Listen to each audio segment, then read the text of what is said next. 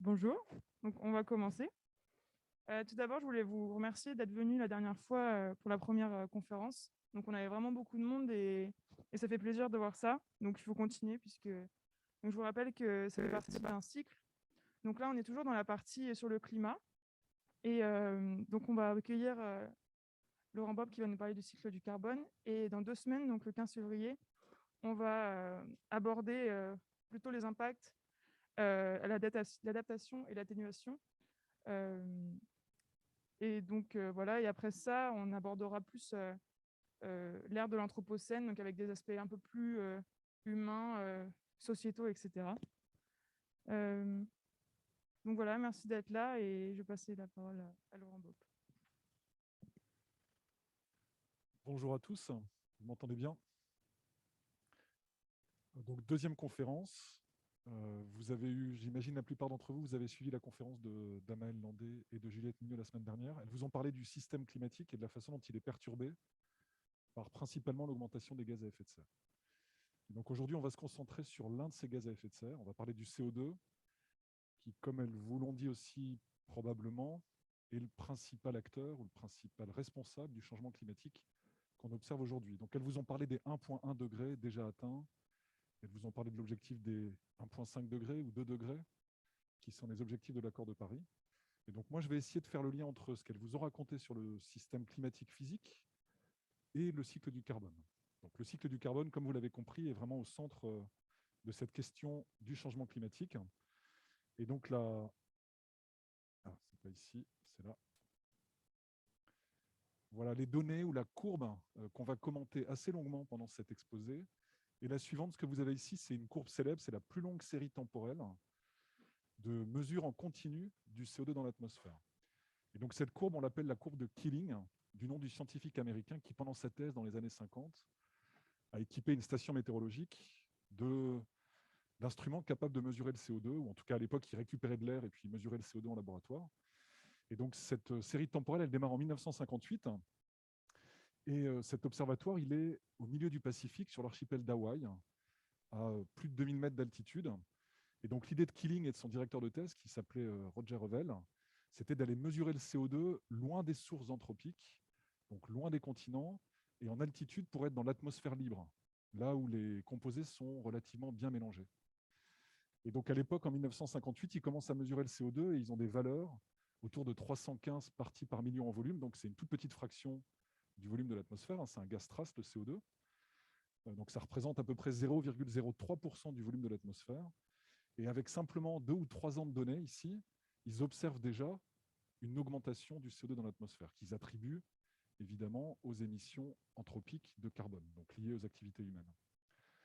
On reparlera un peu plus tard du cycle saisonnier que vous voyez très bien apparaître sur ce graphe. Mais année après année, ce que montre cette courbe de Keeling, c'est cette augmentation du CO2. On est aujourd'hui à plus de 415 parties par million, donc une augmentation de 40% depuis 1958.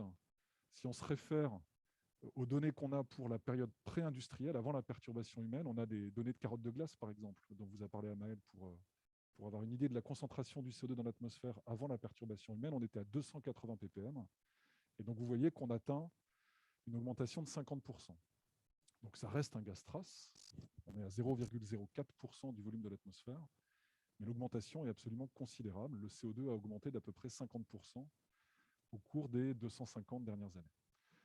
Et donc, ça paraît assez évident, évidemment, le CO2 augmente parce qu'on émet du carbone en raison des activités humaines. Je vais vous montrer que ce lien, il n'est pas si simple et que si on veut être capable de projeter l'évolution du système climatique, comme Amaël et Juliette vous l'ont montré, on a aussi besoin de projeter l'évolution du CO2 en réponse à nos émissions. Et donc, c'est là-dessus que je vais concentrer une partie de mon exposé. Alors, toujours dans mon introduction, je reprends ce que vous ont montré Juliette et Amaël. Oui,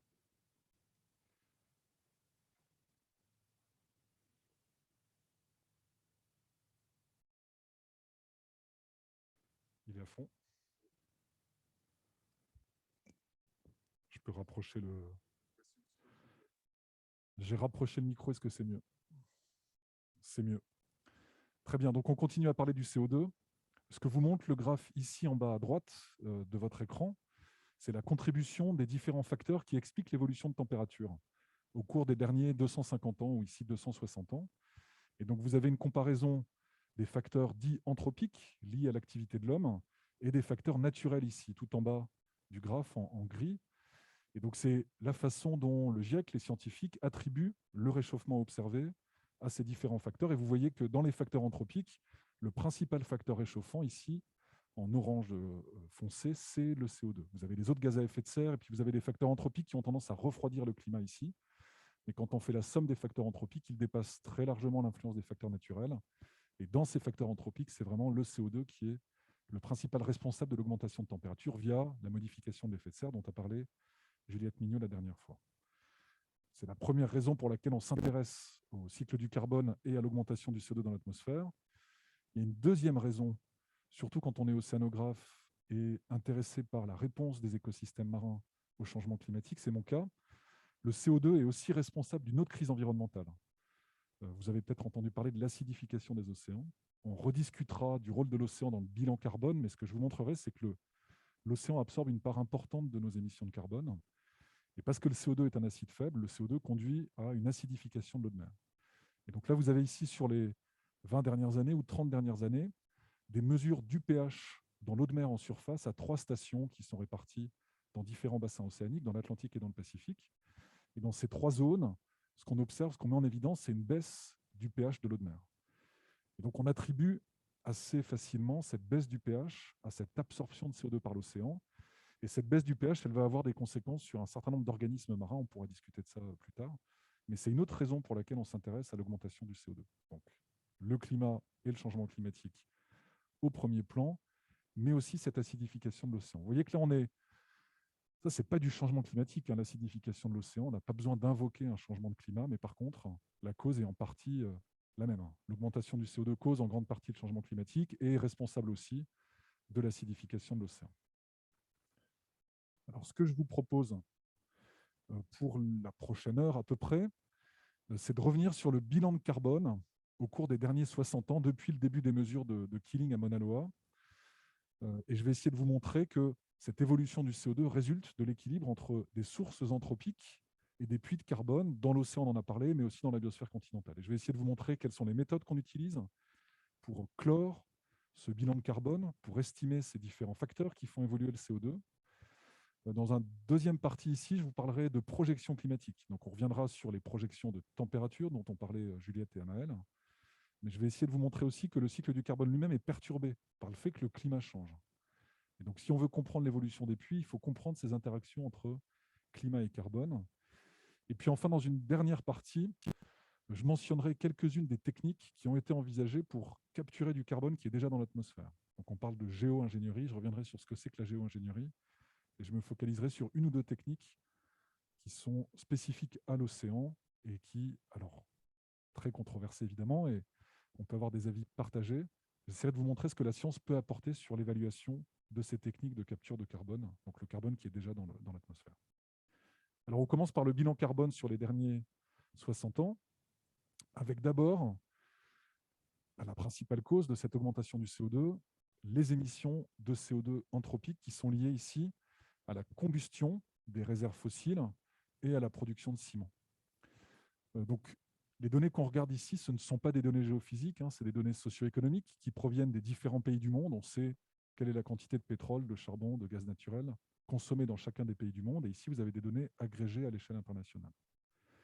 Et donc, les unités de cette courbe entre 1990 et 2021, c'est des gigatonnes de CO2, donc des milliards de tonnes de CO2.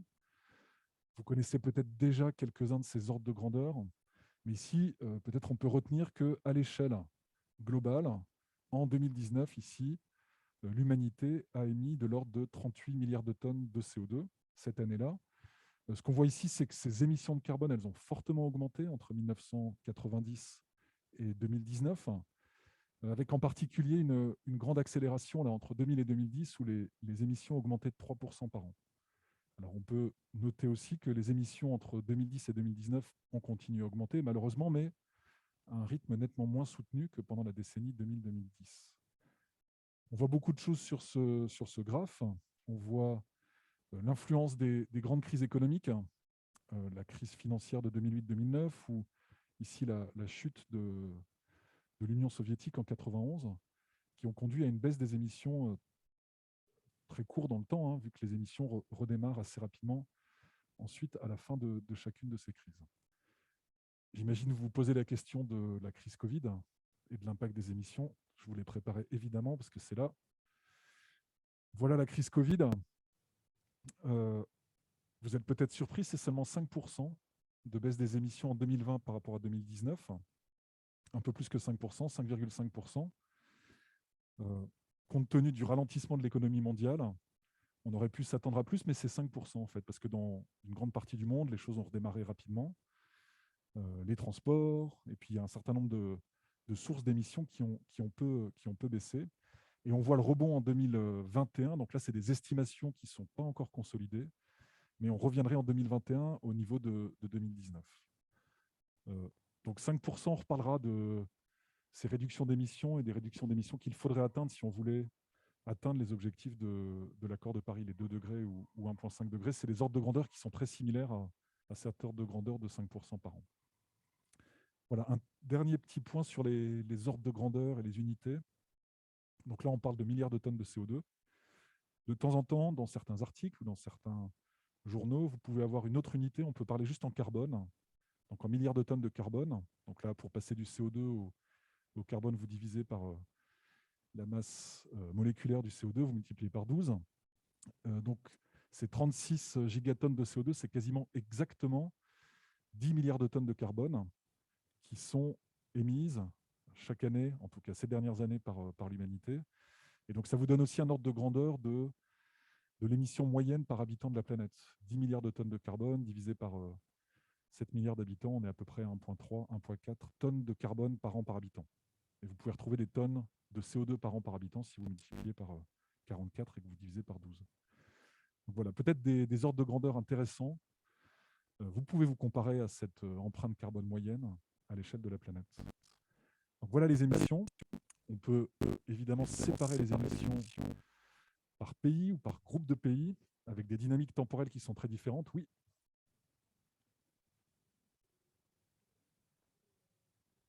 Ouais, je vous donnerai les chiffres après en cumulé.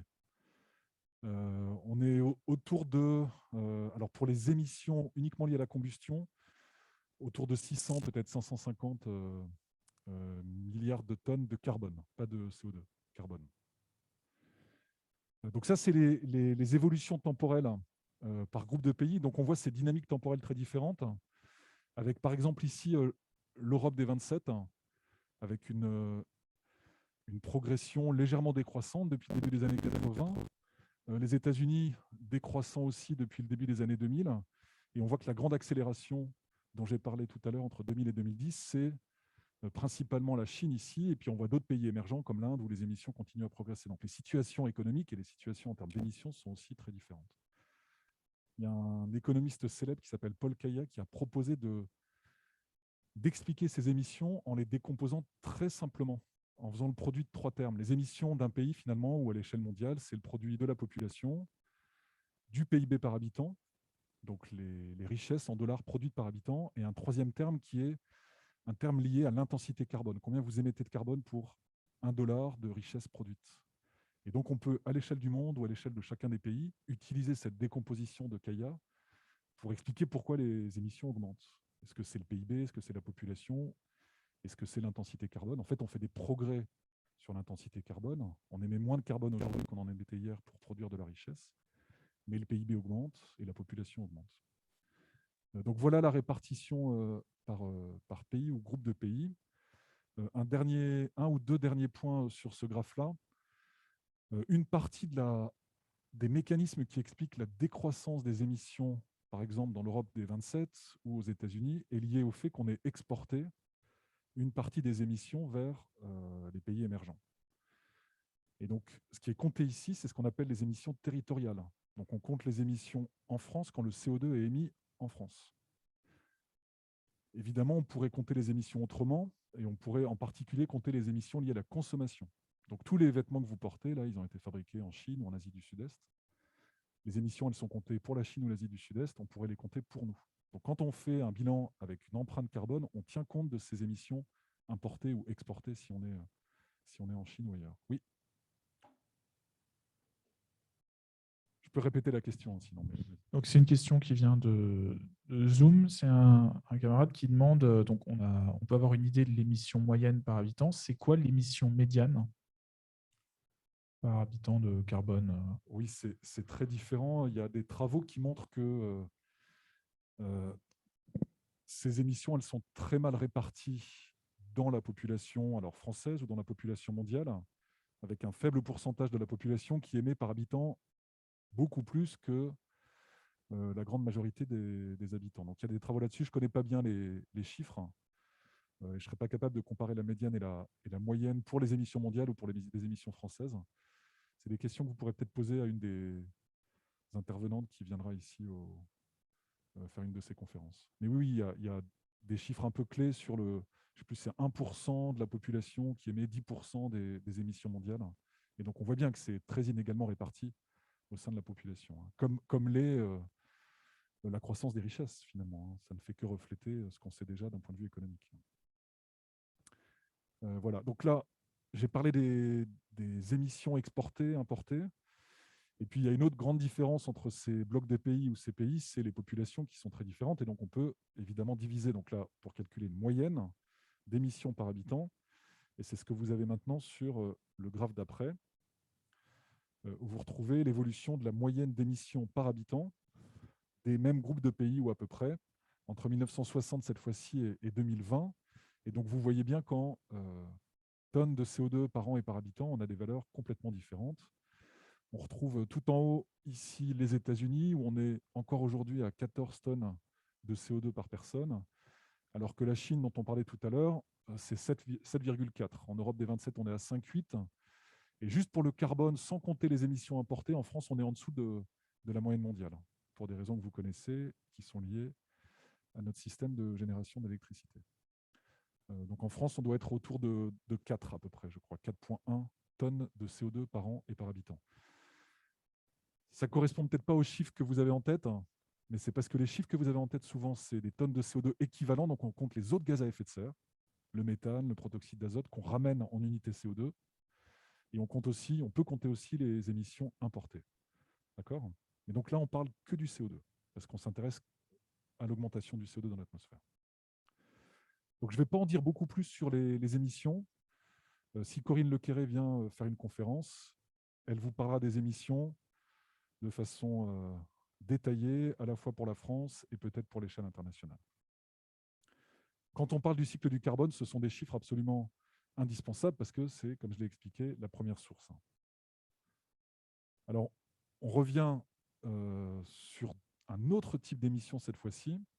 On a parlé des émissions qui sont liées principalement à la combustion des réserves fossiles, charbon, pétrole et gaz. Vous savez que la déforestation ou le changement d'utilisation des sols, c'est une autre source d'émissions de carbone importante. Et donc, vous avez ici des estimations toujours en gigatonnes de CO2 par an, du CO2 qui est émis dans l'atmosphère par ces processus de déforestation, pour faire simple. Entre 1958 et 2021, vous voyez deux choses. Premièrement, il y a beaucoup d'incertitudes sur ces valeurs-là, beaucoup plus que pour les émissions qui sont liées à la combustion des réserves fossiles. Les méthodes sont compliquées pour estimer les émissions qui sont liées à la déforestation. Il faut tenir compte, quand on déforeste une forêt, il y a une partie de la biomasse qui est brûlée sur place. Là, on émet du CO2 directement, mais vous déstabilisez les sols. Donc, il y a une partie du carbone stocké dans les sols qui va aussi repartir vers l'atmosphère sur plusieurs années. Et puis ensuite, des zones déforestées peuvent être reforestées de façon naturelle et donc capter du carbone. Et donc, ce terme-là, c'est la différence entre la somme et la différence de beaucoup de flux qui sont difficiles à estimer indépendamment. Donc, voilà l'explication de ces grandes barres d'erreur. Sur l'ordre de grandeur des émissions liées au changement d'utilisation des sols, vous voyez que là, on est autour de 4 gigatonnes de CO2 par an ces dernières années. Donc, c'est à peu près 10% des émissions qui sont liées à la combustion. Donc, c'est important, c'est significatif, mais ça reste relativement faible par rapport à la totalité des émissions qui sont liées à la combustion. Et donc, vous avez ici, sur le prochain graphe, une comparaison de ces deux tendances. Et c'est intéressant de noter qu'avant 1960, finalement, la majorité du carbone émis par l'humanité dans l'atmosphère était liée à la déforestation. Et on voit que finalement, c'est plutôt stable sur la période dont on parle ici, et que les émissions liées à la combustion, par contre, ont très, très fortement augmenté. Oui. Oui, alors, cette estimation du changement d'utilisation des sols, elle est aussi impactée par la variabilité climatique. Donc, dans une zone où j'ai de la déforestation ou une forêt qui repousse suite à de la déforestation, si j'ai un événement climatique important, ça va modifier le flux de carbone. Et donc là, on a cet événement El Niño. Je ne sais pas si Juliette et Amel en ont parlé. Et donc, c'est ça qui va impacter cette estimation ici de la déforestation. Donc, on voit qu'on mélange beaucoup de choses dans ces estimations liées à la déforestation. Et c'est pour ça que c'est aussi compliqué d'estimer proprement tout ça. Quand vous avez un épisode El Niño, vous avez un assèchement des zones continentales qui sont à l'ouest du Pacifique et souvent des feux importants et donc une libération du carbone qui a été stocké au cours des années précédentes. Et donc, ça peut expliquer ces émissions importantes cette année-là. Donc, les émissions liées au changement d'utilisation des sols, c'est ça que ça veut dire LUC, Land Use Change. C'est à peu près 10% du total des émissions de CO2. Donc, on laisse les émissions et on repart sur le CO2 dans l'atmosphère. Ensuite, on fera le lien entre ces deux grandeurs, évidemment. Donc, vous retrouvez la courbe de Keeling ici depuis 1958. Et vous avez ici en bas à droite la dérivée temporelle de cette courbe. Donc, on a enlevé le cycle saisonnier. Et ce que vous avez ici, c'est les taux de croissance annuels. Donc, on regarde des ppm par an. Et donc, on peut noter, et on va l'expliquer tout à l'heure, mais on peut noter que donc, il y a une accélération de la vitesse à laquelle le CO2 augmente, en lien avec l'augmentation des émissions. Mais on voit aussi une très forte variabilité interannuelle de l'augmentation du taux de croissance du CO2 dans l'atmosphère. Il y a des années où le taux de croissance il est très élevé, ici par exemple jusqu'à 3 ppm cette année-là, et puis il y a des années où le taux de croissance il est beaucoup plus faible. Et on n'a pas l'impression qu'il y ait une corrélation très forte entre les émissions qu'on a regardées tout à l'heure, alors à part les grandes crises économiques, 91, 2008, 2009 ou la crise Covid, il y avait assez peu d'accidents dans cette courbe d'évolution des émissions. Alors que dans la courbe du taux de croissance du CO2 atmosphérique, il y a une variabilité temporelle nettement plus importante qu'on va devoir expliquer. Okay, donc ça, c'est la variabilité interannuelle. Je vais vous montrer maintenant la variabilité saisonnière du CO2 qu'on devine déjà sur la courbe de Mauna Loa. Et on va regarder cette variabilité saisonnière à d'autres stations de CO2 qu'à Mauna Loa. Alors si ça fonctionne, ça a l'air de fonctionner tout à l'heure. Je fais juste pause. Donc, ce que vous regardez maintenant sur cette animation-là, qui a été préparée par des collègues américains de la NOAA, vous avez sur la droite l'évolution temporelle, alors depuis 1979, du CO2 à Mauna Loa en rouge, qu'on a déjà regardé, et vous avez aussi le CO2 mesuré au pôle sud. Et donc, on va contraster ces deux termes, ces deux évolutions temporelles du CO2. Et puis, sur la gauche de cette animation ici, vous avez toujours des concentrations de CO2 sur l'axe des Y, mais chacune des stations ici est rangée en fonction de sa latitude. Donc, vous retrouvez Mauna Loa à 20 degrés nord, et vous retrouvez le pôle sud, évidemment, à 90 degrés sud. Et vous verrez que sur cette courbe-là, ou sur cette animation-là, vont apparaître beaucoup d'autres stations de mesure du CO2 dans l'atmosphère. Aujourd'hui, on mesure le CO2 sur peut-être une centaine de stations, et vous les voyez apparaître sur la petite carte qui est en haut à droite. Et donc, on va découvrir la vitesse à laquelle le CO2 augmente dans l'atmosphère en fonction de la latitude, et puis on va découvrir aussi d'autres variations du CO2 sur des échelles de temps plus courtes, en particulier sur les échelles de temps saisonnières. Voilà. Alors, le CO2 à Mauna Loa, avec le cycle saisonnier qu'on avait commencé à regarder, on le voit très bien ici dans l'hémisphère nord. Avec le CO2 qui augmente pendant l'automne et l'hiver, et puis le CO2 qui rediminue au printemps et à l'été. Le CO2 qui augmente printemps-hiver, qui rediminue automne et été. Dans l'hémisphère sud, on voit un cycle saisonnier beaucoup moins marqué et qui est en opposition de phase avec celui qu'on a dans l'hémisphère nord. Vous voyez que les minimums ou les maximums du CO2 à pôle sud sont pendant les minimums de CO2 à Mauna Loa. Et puis on voit toutes ces autres stations ici, des stations situées en zone océanique et puis les stations situées en zone continentale qui montrent des déviations par rapport à la moyenne hémisphérique qui sont très fortes, vers le plus ou vers le moins. Donc vers le plus, on peut l'expliquer peut-être en lien avec les émissions anthropiques. Vers le moins, on sait aujourd'hui en tout cas, je n'ai pas donné d'indication pour expliquer ces déviations ici importantes vers le bas quand on est en zone continentale. Comment est-ce qu'on explique ces variations saisonnières du CO2? Elles ne sont pas liées aux émissions anthropiques qui, en fait, montrent assez peu de variations à l'échelle saisonnière. Ces variations saisonnières du CO2, comme les variations interannuelles, elles sont liées à des échanges de carbone entre l'atmosphère et des réservoirs naturels. Et ici, le principal réservoir qui explique les variations saisonnières de CO2 dans l'atmosphère, c'est la biosphère continentale. Ça paraît assez évident, hein, pendant le printemps et pendant l'été, les plantes continentales, elles font plus de photosynthèse que de respiration, et donc elles absorbent du CO2 de façon importante, et donc le CO2 baisse. Et puis à l'automne et à l'hiver, il y a plus de respiration. Alors, respiration des plantes, mais aussi respiration hétérotrophe, donc des organismes qui consomment la matière organique. Et ça fait réaugmenter le CO2. Et les saisons, on est en opposition de phase dans l'hémisphère sud. Et donc c'est pour ça qu'on a un cycle saisonnier inversé dans l'hémisphère sud, beaucoup plus faible parce qu'on a beaucoup moins de continents. D'accord ? Donc je réexpliquerai pourquoi est-ce que c'est la biosphère continentale et pourquoi l'océan n'a que peu d'influence ici sur ce cycle saisonnier. Alors, je continue, si j'arrive à sortir de... Voilà. Donc on a discuté de l'augmentation du CO2 dans l'atmosphère. Oui, une question.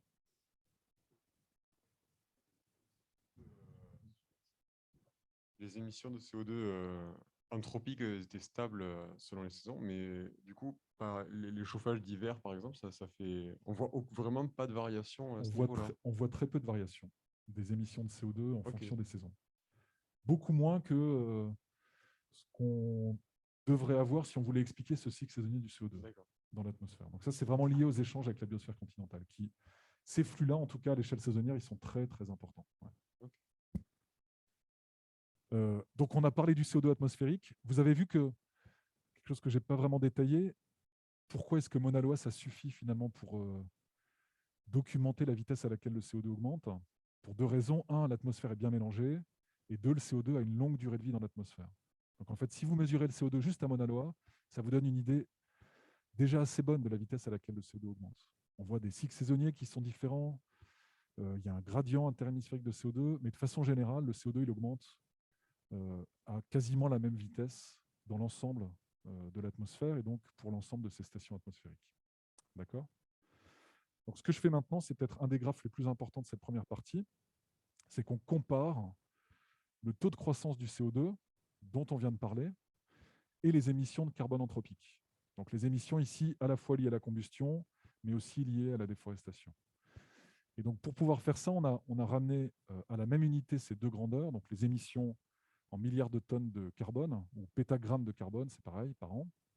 Donc on retrouve ici, on s'arrête en 2010, vous retrouvez 10 milliards de tonnes de carbone émises en 2010 si on combine la combustion et la déforestation. Et donc on compare ces émissions au taux de croissance du CO2. C'est les mêmes données que celles que j'ai montrées auparavant sur ce graphe où il y avait les barres. Tout à l'heure, on avait des ppm par an. Ici, c'est des pétagrammes ou des gigatonnes de carbone par an, des milliards de tonnes de carbone par an. Donc pour convertir des ppm en gigatonnes, quand vous avez des ppm, c'est une fraction du volume. Vous multipliez par le volume de l'atmosphère, vous avez un volume. Vous multipliez par le volume molaire, vous avez des moles et vous pouvez retrouver des grammes de carbone. D'accord ? Donc, ce n'est pas très compliqué à faire. Et donc, on peut comparer ces deux grandeurs. Et donc, il y a deux constatations ou deux observations super importantes à partir de cette figure. La première qui saute aux yeux, c'est le fait que le taux de croissance du CO2 dans l'atmosphère, c'est seulement à peu près la moitié des émissions de CO2 anthropiques. Ça, c'est la preuve de l'existence des puits de carbone. Seule la moitié de nos émissions s'accumulent dans l'atmosphère. C'est important si on veut faire des projections, il faut tenir compte des puits, et c'est important pour comprendre le bilan carbone. Il faut tenir compte de ces puits de carbone. Ça veut aussi dire que ces puits de carbone, finalement, ils ralentissent d'un facteur 2 la vitesse à laquelle le CO2 augmente, donc ils ralentissent aussi d'un facteur 2 quasiment la vitesse à laquelle le changement climatique se met en place. D'où l'importance de ces puits dont on va parler tout à l'heure. La deuxième observation qu'on peut faire sur ces deux courbes ici, c'est le fait que, comme je l'ai dit tout à l'heure, peu de variations interannuelles des émissions de CO2 et des variations interannuelles importantes du taux de croissance.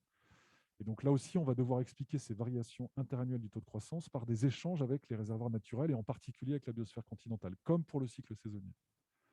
Les années où le CO2 il croît de façon très rapide dans l'atmosphère sont les années où la biosphère continentale est très peu efficace et où va même potentiellement relâcher du carbone vers l'atmosphère. Donc, on n'a quasiment pas de puits de carbone dans la biosphère continentale. Et ces variations interannuelles, elles sont aussi liées au phénomène El Niño dont je parlais tout à l'heure. Donc, ça affecte directement le puits naturel de carbone et donc la vitesse à laquelle le CO2 augmente dans l'atmosphère. Donc, ça permet d'illustrer l'importance des puits et la complexité du cycle. Il faut tenir compte des émissions, évidemment, mais de ces puits de carbone au premier ordre. Alors, pendant longtemps, les scientifiques, en tout cas dans les années 80, début des années 90, les scientifiques ils sont un peu cassés les dents sur la partition de ce puits de carbone entre ce qui va dans l'océan et ce qui va dans la biosphère continentale. Donc là, on sait très précisément quelle est la somme des puits de carbone naturels. C'est la différence entre ces deux courbes. Mais par contre, pour essayer de partitionner ce puits entre les deux réservoirs importants dont on sait qu'ils doivent absorber du carbone, la biosphère continentale et l'océan, c'est nettement plus compliqué. Dans l'océan, c'est compliqué de mesurer le puits parce qu'il est beaucoup moins bien mélangé que l'atmosphère. Donc, si vous avez juste une ou deux stations dans l'océan, ça ne vous donne pas du tout idée de la quantité de carbone qui est captée par l'océan. C'est très hétérogène. Et dans la biosphère continentale aussi, c'est très hétérogène. Et donc, ce n'est pas parce que vous mesurez l'augmentation de la biomasse d'une forêt dans un endroit donné que ça va vous donner une idée de l'augmentation du puits de carbone dans la biosphère continentale. Donc, pendant longtemps, les scientifiques ont eu des difficultés à partitionner ces puits de carbone. Alors, il y a plusieurs méthodes aujourd'hui qui nous permettent de boucler ce bilan et d'avoir une idée claire de la quantité de carbone qui va vers l'océan et de la quantité de carbone qui va vers la biosphère continentale. On a des raisons théoriques de penser qu'il n'y a que ces deux puits qui contribuent sur ces échelles de temps-là. D'autres puits ou d'autres composantes du système Terre auxquelles vous pourriez penser vont jouer sur des échelles de temps plus longues. Les échanges avec les roches liées à l'altération, par exemple, ou d'autres composantes. Alors, je vous montre je parlerai de ça tout à l'heure. Ah, si je peux commencer là-dessus, oui. Donc ça, c'est le bilan de carbone de façon très simple. J'ai des émissions qu'il faut augmenter le CO2 dans l'atmosphère et j'ai deux puits. Les processus, on reviendra sur ces processus-là, mais les processus principaux qui expliquent l'existence des puits sont en fait très différents dans la biosphère continentale et dans l'océan. Donc dans la biosphère continentale, pour que vous ayez un puits net de carbone, il faut que vous ayez plus de photosynthèse que de respiration. Le flux de carbone entre l'atmosphère et la biosphère continentale, c'est la différence entre photosynthèse et respiration.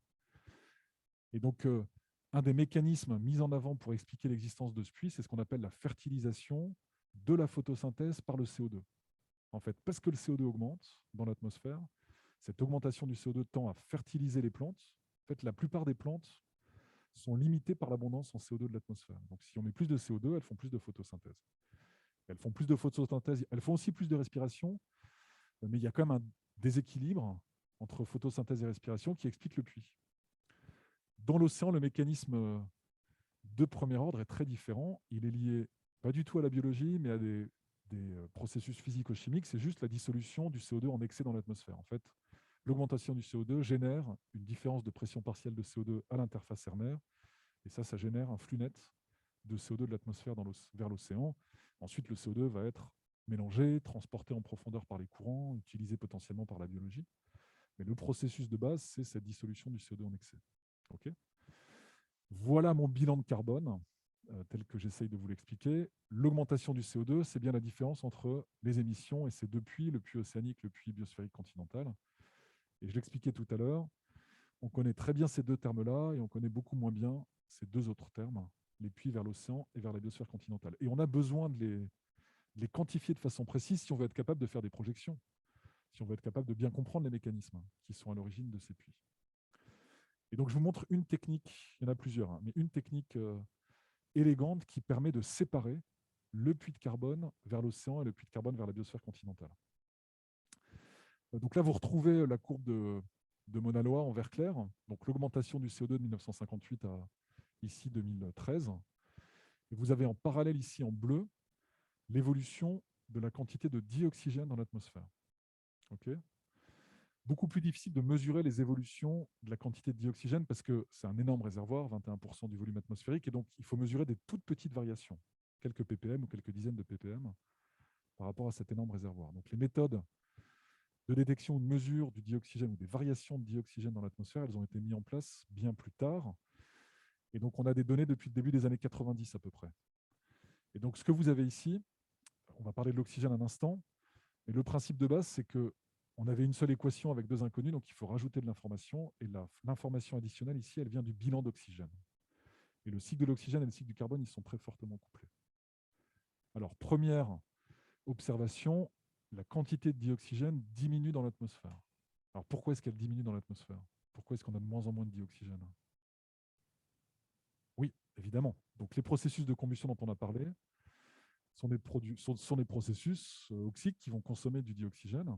Et donc, ce qu'on a ici, c'est la trace de la combustion également. Chaque fois que vous utilisez votre voiture, que vous brûlez du pétrole ou de l'essence, vous consommez du dioxygène. Donc, on voit bien qu'il y a un lien fort entre les émissions de carbone et la consommation de dioxygène. Et donc, l'idée de la technique qui a été introduite par un autre chercheur américain qui s'appelle Ossick Killing, c'est le fils de Charles Killing, qui a travaillé, lui, sur l'oxygène. C'est assez marrant de voir ces lignées de scientifiques. Dans la même institution aux États-Unis, sur la côte ouest, à la Scripps. Et donc, il a proposé, avec d'autres, d'utiliser le bilan d'oxygène pour contraindre les puits de carbone. Et donc, voilà à quoi ressemblerait le bilan de dioxygène dans l'atmosphère. Donc, le delta O2, il s'explique par les émissions. Donc, vous avez un coefficient stoichiométrique ici qui vous dit combien de moles de dioxygène vous consommez par mole de carbone émise dans l'atmosphère. Le puits biosphérique, comme il est lié à la photosynthèse et à la respiration, il y a évidemment un flux d'oxygène avec un autre coefficient stoichiométrique qui va être lié au processus de photosynthèse et de respiration, donc à la transformation de matière organique en CO2 ou de CO2 en matière organique. Et en tout cas, dans cette première version de cette méthode-là, on fait l'hypothèse qu'il n'y a pas de flux océanique de dioxygène, parce que le processus d'absorption de carbone, il n'est pas biologique, donc il n'implique pas de flux de dioxygène. Donc, dans des versions de cette méthode qui ont été mises à jour, on tient compte du fait que en fait, l'océan perd de l'oxygène vers l'atmosphère, mais ce n'était pas le cas au départ. Et donc là, vous avez un système assez simple avec deux équations, deux inconnues. Vous pouvez résoudre le système. Et donc, en mesurant le CO2 et le dioxygène dans l'atmosphère, ici à 2 stations à chaque fois, vous êtes capable de partitionner votre puits, savoir ce qui va dans l'océan et ce qui va dans la biosphère continentale. Donc, vous n'avez pas besoin de mesurer le carbone dans l'océan, vous n'avez pas besoin de mesurer le carbone dans la biosphère continentale. Vous utilisez un autre traceur atmosphérique pour séparer les deux puits. Donc, méthode très élégante qui est encore utilisée, combinée avec d'autres méthodes pour faire le bilan carbone dont on va parler. Voilà le principe des flux dont j'ai parlé tout à l'heure. Alors, à quoi ressemble le bilan sur les 10 dernières années?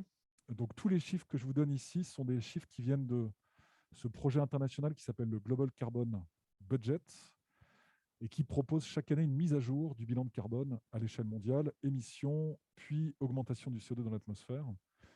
Et donc, vous trouverez la référence de l'article qui est issu de ce projet international Global Carbon Budget sur cette slide. Donc voilà à quoi ressemble le bilan sur les 10 dernières années. Il manque le titre de la slide, là c'est 2011-2020 ici le bilan.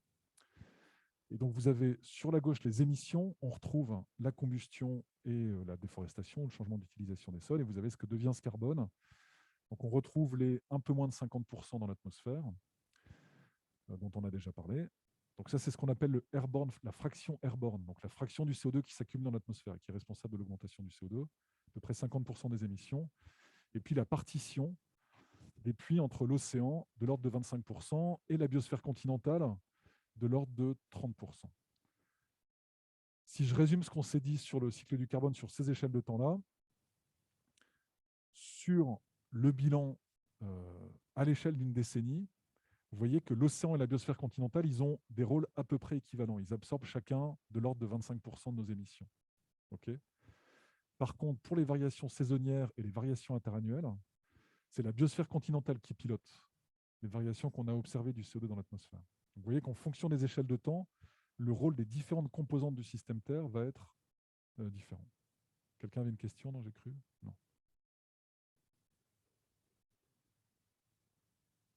Exact. Il y a ce que je n'ai pas noté ici, mais j'aurais pu rajouter ce chiffre. On a une petite, ce qu'on appelle un terme d'imbalance, qui est lié à une incertitude qu'on a sur les estimations de ces puits-là. Oui, si on utilise la méthode oxygène, et uniquement cette méthode-là, là, on n'a pas d'imbalance, parce que par définition, j'ai deux équations, deux inconnues, et je n'ai pas de place pour avoir un terme restant. En fait, on a maintenant des estimations indépendantes du puits de carbone dans l'océan, du puits de carbone dans la biosphère continentale. On somme ces estimations, et quand on somme les estimations, on n'arrive pas exactement à la somme des sources. D'où le fait qu'on n'ait pas exactement 100% des émissions dans ce que deviennent ces émissions. Je crois que ce terme, cette incertitude, on la voit très bien sur la slide d'après. Ici, là, vous retrouvez le même bilan carbone sur les derniers 150 ans ou 170 ans. Alors, sur les derniers 60 ans, on a des données relativement précises. Pour remonter plus loin dans le passé, c'est plus compliqué. On voit que par exemple, sur la source océanique, là, ou le puits océanique, on a plus de variations parce qu'on utilise d'autres méthodes que celles qu'on utilise sur les derniers 60 ans. Mais vous retrouvez en positif les émissions de carbone, combustion, déforestation. Et vous retrouvez ici en négatif ce que devient ce CO2. Il s'accumule dans l'atmosphère en bleu clair, il est absorbé par la biosphère continentale en vert et il est absorbé par l'océan en gris clair. Donc on voit bien le rôle de chacun de ces puits de carbone. On voit aussi que la biosphère continentale explique les grandes variations qu'on a dans l'atmosphère. Et puis on voit ce terme de ce qu'on appelle déséquilibre, qui est exactement ce que tu notais. Le fait que si on regarde année par année ou même sur 10 ans, quand on fait la somme de nos estimations de ces puits, on n'arrive pas exactement à expliquer les émissions. En moyenne, ça marche plutôt bien. Et donc, on a un bilan de carbone qu'on dit bouclé, même s'il y a sans doute des améliorations à apporter aux méthodes et à ces estimations pour que tout colle parfaitement. D'accord ? Avant de partir sur la deuxième partie et parler du couplage climat-carbone, je vous donne juste quelques pistes pour aller dans les mécanismes qui expliquent les puits. D'accord ? Pour expliquer peut-être un peu mieux comment fonctionnent ces puits de carbone. Donc sur la biosphère continentale, je ne suis pas un spécialiste, je ne vais pas vous en dire beaucoup, mais je vais juste vous montrer une ou deux choses. Donc pour expliquer ce puits de carbone dans la biosphère continentale, moi j'ai parlé de la fertilisation par le CO2, mais il y a d'autres processus qui ont été évoqués ou invoqués pour expliquer ce puits. J'ai expliqué que les plantes étaient limitées par l'abondance du CO2 dans l'atmosphère, mais certains écosystèmes sont aussi limités par les éléments nutritifs qu'ils peuvent trouver dans le sol, et en particulier par l'azote. Et donc, avec l'Anthropocène, cette fois-ci, ce n'est pas le changement climatique, on émet beaucoup d'azote dans l'atmosphère ou dans les cours d'eau, et une partie de cet azote va se retrouver dans des écosystèmes naturels ou semi-naturels, et donc pourrait aussi fertiliser ces écosystèmes. Donc ça pourrait aussi expliquer une partie du puits, le fait qu'on ait un système qui soit beaucoup plus riche en azote. Vous savez comment on fabrique les engrais azotés, non ? On fixe de l'azote atmosphérique avec le processus Haber-Bosch. Donc on fabrique de l'azote réactif qui ensuite se répartit dans nos écosystèmes. Donc ça pourrait expliquer une partie du puits. Et puis la variabilité climatique, le fait que la température augmente, le fait qu'on ait peut-être des saisons de croissance plus grandes, pourrait aussi expliquer une partie du puits. Et puis enfin, la séparation entre le terme de déforestation, changement d'utilisation des sols et puis ce qu'on appelle le puits naturel de carbone, la séparation entre ces deux termes-là, ce n'est pas aussi facile que ce que nous montre ce diagramme-là. Est-ce qu'on a un écosystème entre guillemets naturel ? Est-ce que c'est un écosystème qui a été déforesté, qui est reforesté ? Ce n'est pas facile et donc c'est pour ça que vous avez des barres d'erreur qui ne sont pas indiquées ici mais qui sont importantes sur ces deux termes. Et donc je vous montre juste sur la biosphère continentale. Alors, ça, c'est un vieux papier où les auteurs essayaient d'étudier l'impact de la fertilisation par le CO2. Donc il y avait des manips en laboratoire depuis longtemps. Vous prenez une plante et puis vous la mettez dans une pièce où vous enrichissez cette pièce en CO2 et vous regardez si elle croît plus vite qu'une plante témoin qui serait dans le même type de pièce ou dans le même laboratoire, mais sans que vous ayez enrichi l'atmosphère en CO2. Évidemment, ce n'est pas un écosystème réel. Et donc, il y a des scientifiques qui ont essayé de reproduire ces conditions de CO2 ici futures par rapport au CO2 actuel dans ici une forêt. Alors, on est aux États-Unis, pas très loin de Boston, avec des expériences ici en pleine forêt et avec des parcelles où le CO2 est enrichi. Donc, certaines parcelles où le CO2 est enrichi, d'autres où le CO2 reste au niveau observé aujourd'hui. Donc, on émet pas mal de CO2 pour faire ces manips, j'imagine. J'imagine que le bilan carbone n'est pas terrible, mais ce que ça a permis de démontrer, c'est qu'effectivement, on pouvait prouver l'existence de ce processus de fertilisation. Ce que montre ce papier, c'est que si on compare les parcelles et la biomasse stockée, alors dans le sol ou alors même dans la biomasse aérienne, on a effectivement plus de carbone stocké dans la parcelle qui a été enrichie en CO2. Donc on peut mettre en évidence sur le terrain ce processus de fertilisation. On se pose beaucoup de questions sur sa durabilité dans le temps, sur l'adaptation des plantes à cette augmentation du CO2 et surtout à la durabilité de ce processus de fertilisation si on stabilise le CO2 dans l'atmosphère. Donc on peut imaginer, et c'est ce que nous disent les modèles dont je parlerai tout à l'heure, que si on stabilise le CO2 atmosphérique pour stabiliser la température, ce puits va disparaître. Parce que la photosynthèse qui aurait augmenté sera rattrapée par l'augmentation de la respiration et donc un puits qui diminue et qui pourrait aller jusqu'à zéro. Dans l'océan, le processus est très différent. Je vous montre aussi quelques éléments pour le puits océanique. Ce que vous avez ici à droite, c'est une estimation du flux de carbone entre l'atmosphère et l'océan tel qu'on pourrait le mesurer ou tel qu'on le mesure dans l'océan aujourd'hui. D'accord ? Alors, comment on mesure le puits de CO2 ? C'est compliqué. Ici, on a compilé des millions de mesures de pression partielle de CO2 dans l'eau de surface. Et si vous avez la pression partielle de CO2 dans l'eau de surface et puis celle de l'atmosphère, vous pouvez calculer ce delta P de CO2. Et on peut montrer avec des modèles assez simples que le flux de carbone entre l'atmosphère et l'océan il est directement proportionnel à ce delta P de CO2, avec un facteur qui va dépendre de la vitesse du vent, de la température. Et donc, quand on mesure le flux de carbone à l'interface air-mer, on n'a pas quelque chose d'homogène du tout. Il y a des endroits en rouge et en jaune ici où le CO2 il ne fait que sortir de l'océan. Et puis il y a d'autres endroits en bleu où le CO2 il rentre dans l'océan. Donc on voit qu'on a un système avec une très forte hétérogénéité à la fois spatiale et temporelle. Là, vous avez les saisons et on voit que certaines zones, elles peuvent, ici par exemple, absorber du CO2 pendant l'été et dégager du CO2 pendant l'hiver. Et donc, si vous mesurez le flux de CO2, ce que vous observez, ce n'est pas le puits anthropique de carbone, c'est des processus naturels liés à la biologie dans l'océan, liés à la chimie de l'océan, liés à la température, liés à la circulation, qui expliquent ces échanges de carbone entre l'atmosphère et l'océan. Et finalement, le puits de carbone anthropique, celui dont on parle, il se superpose à un cycle naturel qui, lui, est très dynamique et qui s'explique par plein de processus physiques, chimiques et biologiques. Donc, je vais essayer de vous en expliquer quelques-uns de ces processus physiques, chimiques et biologiques. Et vous voyez pourquoi dans l'océan, c'est compliqué d'estimer le puits de carbone. On a une très grande dynamique. Et là, je parlais des millions de points de données de mesure de la P de CO2 qui nous permet de reconstituer ce flux. Ces points de données de CO2, là, c'est à la fois des campagnes océanographiques, et puis maintenant, on a de plus en plus de navires commerciaux qui sont équipés par des capteurs de CO2, ce qui nous permet d'estimer ces flux et ces puits. Alors, quelques éléments sur le carbone dans l'océan et le puits de carbone océanique. Le processus de base, c'est la dissolution de ce CO2 en excès. Et une fois que le CO2 se dissout dans l'eau de mer, il va se combiner avec des molécules d'eau. Et ensuite, il peut se dissocier, le CO2 aqueux, H2CO3, en ion bicarbonate, HCO3-, et réagir aussi pour donner des ions carbonates, ici CO3-. Donc il y a une chimie du carbone inorganique dans l'eau de mer qui est construite à partir de ces réactions simples acido-basiques. À quoi ressemble la situation dans l'océan? Et on parlera un tout petit peu d'acidification tout à l'heure. En fait, le milieu océanique, c'est un milieu basique. Le pH de l'eau de mer, c'est 8,2. Et donc, on trouve la majorité du carbone inorganique sous forme d'ion bicarbonate. C'est près de 90% de ce carbone stocké dans l'océan sous forme inorganique.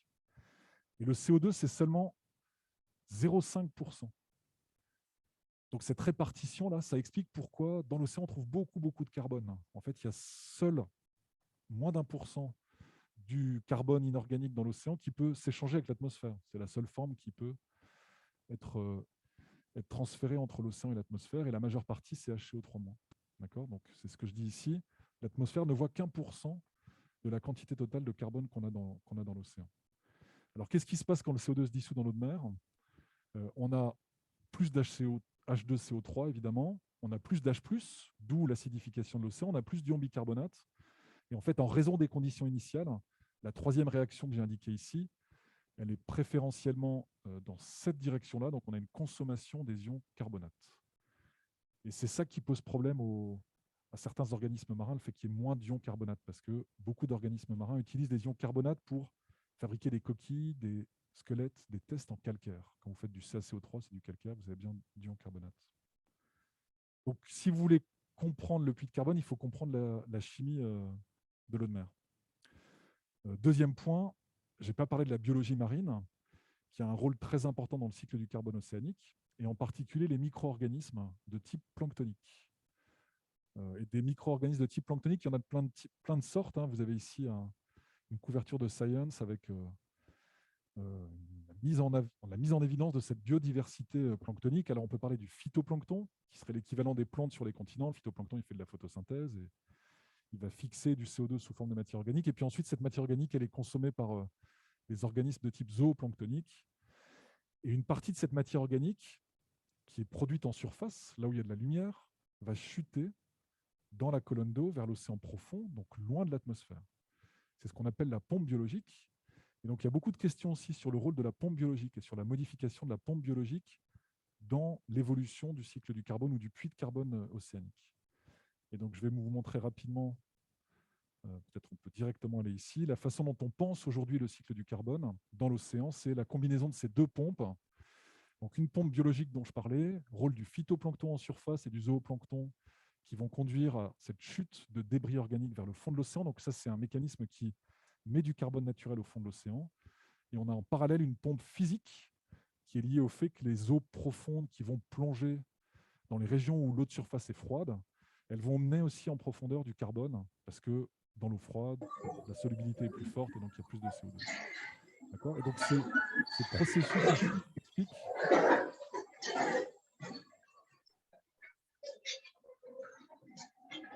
Alors il y a un des micros qui ne doit pas être coupé.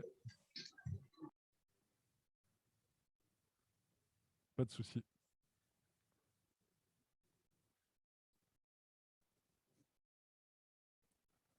Qui veut poser la question là ?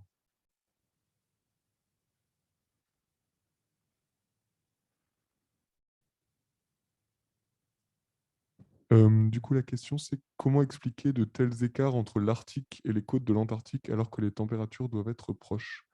C'était il y a... Je ne sais pas sur quel dépôt. Oui.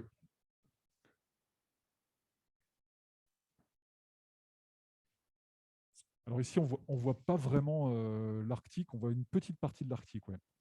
Donc ce qu'on va expliquer, c'est les flux ici le long du continent antarctique, c'est ça, hein, sans doute.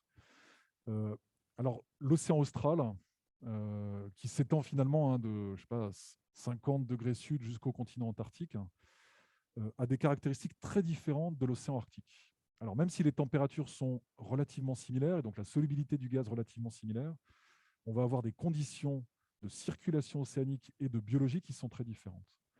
Et en particulier, l'océan austral, c'est une zone où vous avez une forte remontée d'eau profonde. Vous avez un upwelling profond qui ramène des eaux qui sont riches en carbone.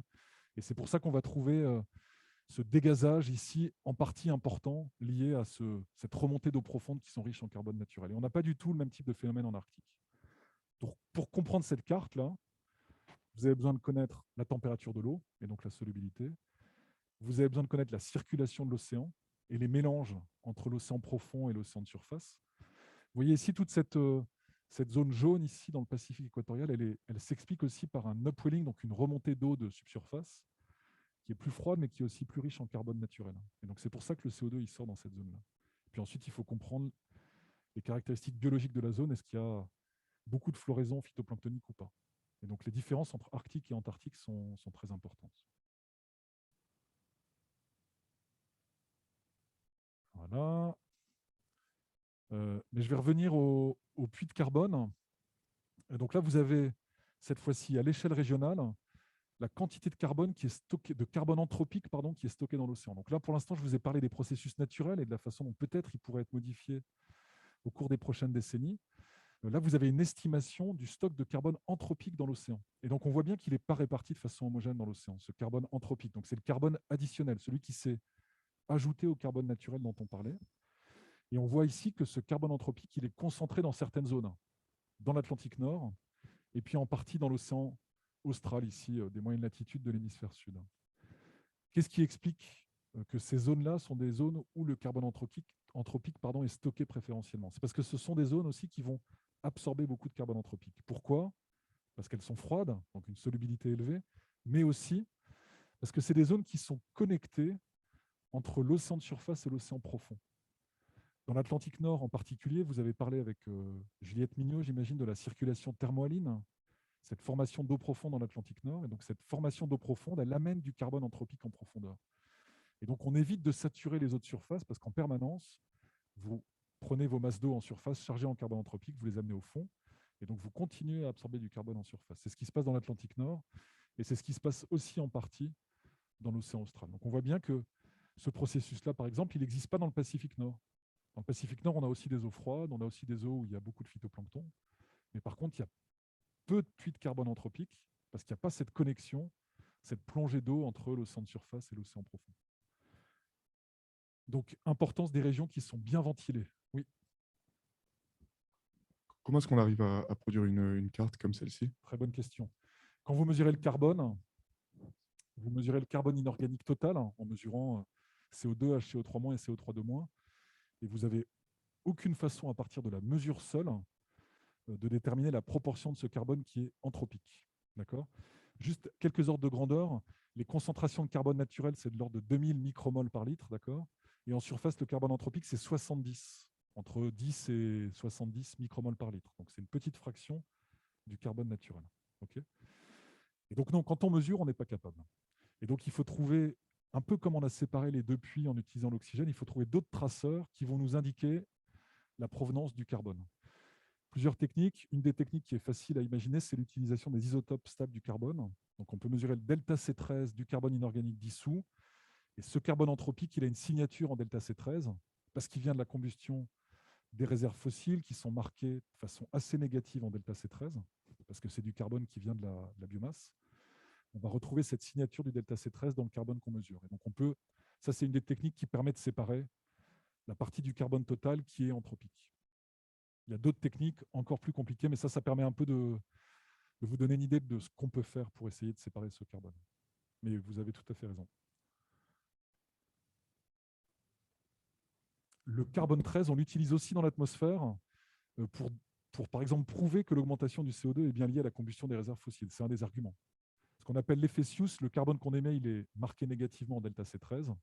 Et donc, on observe dans l'atmosphère aussi une baisse du delta C13 qui est liée au fait qu'on injecte du carbone avec peu de C13, donc un delta C13 négatif. On peut le faire aussi sur le C14. Le delta C14 ou des réserves fossiles, il est très faible parce qu'il n'y a plus de C14, c'est du carbone ancien, et donc on fait aussi baisser le C14 dans l'atmosphère en lien avec ça. Ouais. Absolument. Voilà, je reviens. Donc, deuxième partie, je vais être beaucoup plus court sur cette partie-là, et je vais essayer de prendre 10 minutes à la fin ou 5 minutes pour parler un tout petit peu des techniques de capture du carbone de l'atmosphère. Donc, j'espère que donc j'ai été léger sur les mécanismes, je n'ai pas beaucoup de temps, mais j'espère que vous avez bien compris ce bilan de carbone et l'importance des puits et la complexité des processus qui régulent ces puits au cours des derniers 60 ans. Je vais essayer de vous montrer maintenant comment on peut, avec les outils dont on dispose, se projeter au cours des prochaines décennies et vous montrer comment les puits pourraient évoluer en réponse à l'augmentation du CO2, mais aussi en réponse au changement climatique lui-même. Et donc, on va parler de couplage climat-carbone. Donc ça, c'est ce qu'on a déjà vu ensemble. L'existence des puits aujourd'hui s'explique par l'augmentation du CO2. Donc, c'est parce que le CO2 augmente que les puits existent. Mais il y a un autre facteur ici qui n'est pas pris en compte dans ce schéma simpliste, c'est le fait que le changement climatique lui-même pourrait rétroagir sur l'intensité de ces puits. On a par exemple pour l'océan évoqué l'importance de la solubilité. Si la température de l'océan de surface augmente, vous allez baisser la solubilité et donc votre océan sera moins efficace pour capter du CO2. Si la température augmente, la circulation océanique va changer et donc on va aussi changer la façon dont le CO2 anthropique capturé dans la surface de l'océan peut être transféré ou transporté en profondeur. Donc on voit bien qu'on a un certain nombre d'arguments théoriques qui nous font penser qu'il faut tenir compte de cette rétroaction si on veut être capable de projeter l'évolution des puits en réponse aux émissions et au climat lui-même.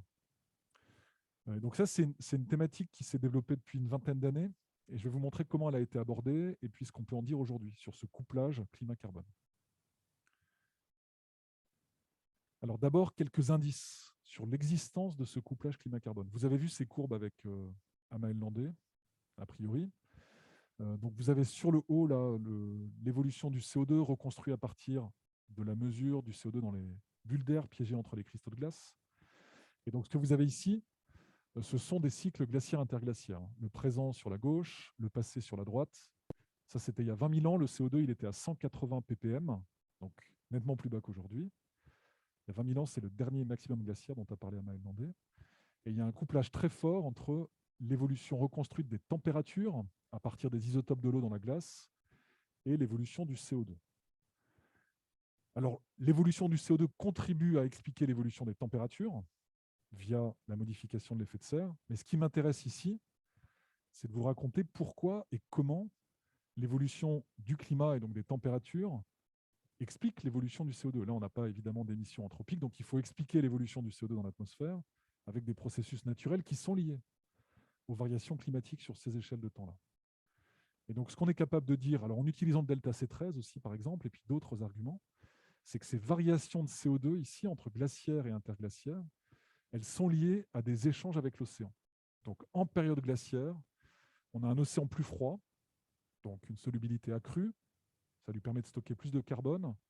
On a peut-être un océan plus productif, donc plus de phytoplancton, ça lui permet de stocker plus de carbone en profondeur. Et puis on a des modifications de circulation de l'océan qui permettent aussi à l'océan de stocker plus de carbone en profondeur. Sur ces échelles de temps-là, on a la preuve de l'existence d'une rétroaction climat-carbone, l'influence du climat sur le puits de carbone et le stock de carbone dans l'océan. Alors, c'est des échelles de temps qui ne sont pas analogues à celles qui nous intéressent aujourd'hui, si on se projette sur quelques décennies. Mais en tout cas, c'est la preuve de l'existence de ces rétroactions sur d'autres échelles de temps. Et je vous montre un autre élément qui vient confirmer l'existence de ces rétroactions climat-carbone. Sur une autre échelle de temps, cette fois-ci, vous retrouvez en vert ici le taux de croissance du CO2 dans l'atmosphère sur les derniers 70 ans. C'est ce qu'on a déjà détaillé et commenté ensemble. Sauf que cette fois-ci, vous avez en orange ici des anomalies de température à l'échelle interannuelle.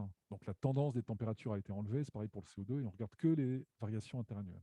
D'accord ? Et donc on retrouve une très bonne corrélation entre les variations interannuelles du taux de croissance du CO2 en vert et les variations interannuelles des anomalies de température. C'est ce que j'ai essayé de vous expliquer tout à l'heure. Les années chaudes sont les années marquées par les épisodes El Niño. Et les années chaudes, donc, comme en 97-98 ici, sont des années où le CO2 augmente fortement dans l'atmosphère. Et donc là aussi, c'est finalement un élément de preuve de l'existence de ces rétroactions climat-carbone. J'ai, pour des raisons naturelles, une année spécialement chaude avec peut-être une modification des vents, des régimes de précipitation, sécheresse, feu, etc. Et donc, je retrouve une année où le CO2 augmente plus vite. Et les mécanismes responsables de ces variations sont liés cette fois à la biosphère continentale. C'est ce que j'ai dit tout à l'heure. Oui, une question.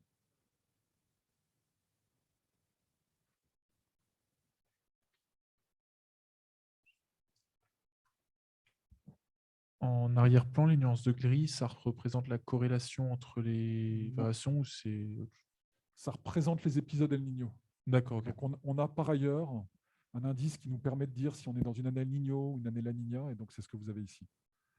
Donc vous avez les épisodes El Niño forts qui sont marqués par ces gris foncés, et puis les épisodes El Niño plus faibles qui sont marqués par du gris clair.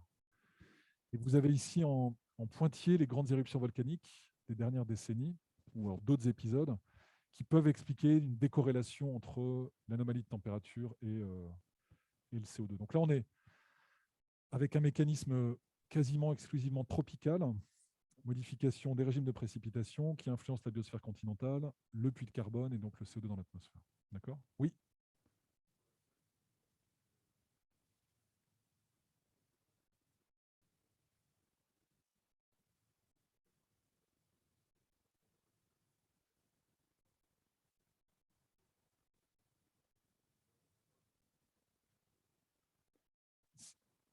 C'est dans le même sens, on a une rétroaction positive ici. C'est-à-dire que quand vous passez d'un monde interglaciaire à un monde glaciaire, d'accord ? Donc ici, je refroidis mon système, d'accord ? Quand je refroidis mon système, mon océan capte plus de CO2, donc je baisse le CO2 atmosphérique, et donc via l'effet de serre, je continue à refroidir mon système. D'accord ?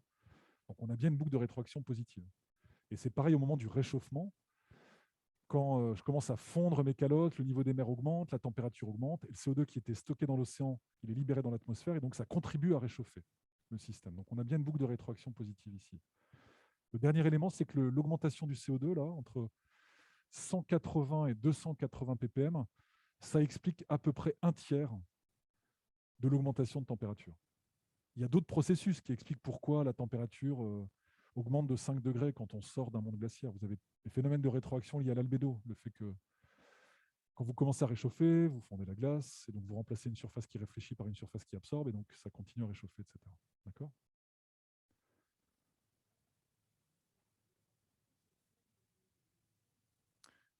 En fait, ici, ce n'est pas des températures, c'est du delta deutérium qu'on mesure dans l'eau de la glace. Et donc, on peut convertir le delta deutérium en une estimation de la température locale ou régionale. Je ne sais pas si Amael a expliqué ça. Et donc, il y a deux courbes parce qu'il y a deux forages.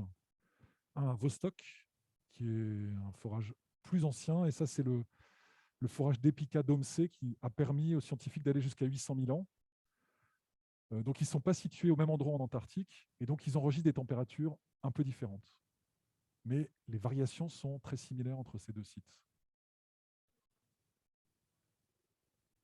Oui, oui. Au-dessus, c'est le CO2. Donc, le CO2, on le mesure dans les bulles d'air qui sont entre les cristaux de glace.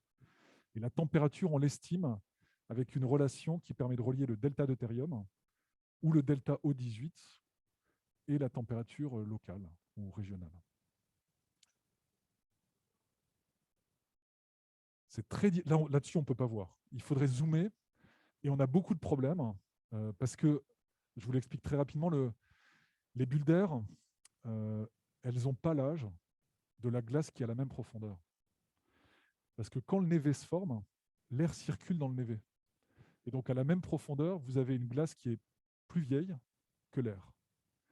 Donc, c'est compliqué de savoir quel est le décalage d'âge entre l'air et la glace. On pourrait imaginer que si c'était la même profondeur, ça serait super. On zoomerait de façon très précise et on aurait exactement ce décalage. Alors, il y a des techniques un peu compliquées dans lesquelles je ne connais pas très bien d'ailleurs, donc je ne vais pas les expliquer, mais qui permettent d'avoir des estimations de température à partir de traceurs qui sont dans l'air. Et donc là, on peut zoomer et regarder lequel démarre avant l'autre. Et donc, ce qu'on voit en général, c'est d'abord la température, puis le CO2, etc. etc. Donc oui, la variation du CO2, elle s'explique par la variation climatique, donc ça fait sens de voir d'abord la température, puis le CO2. Peut-être quelques centaines d'années de décalage, il y a des papiers assez anciens déjà qui proposent ça.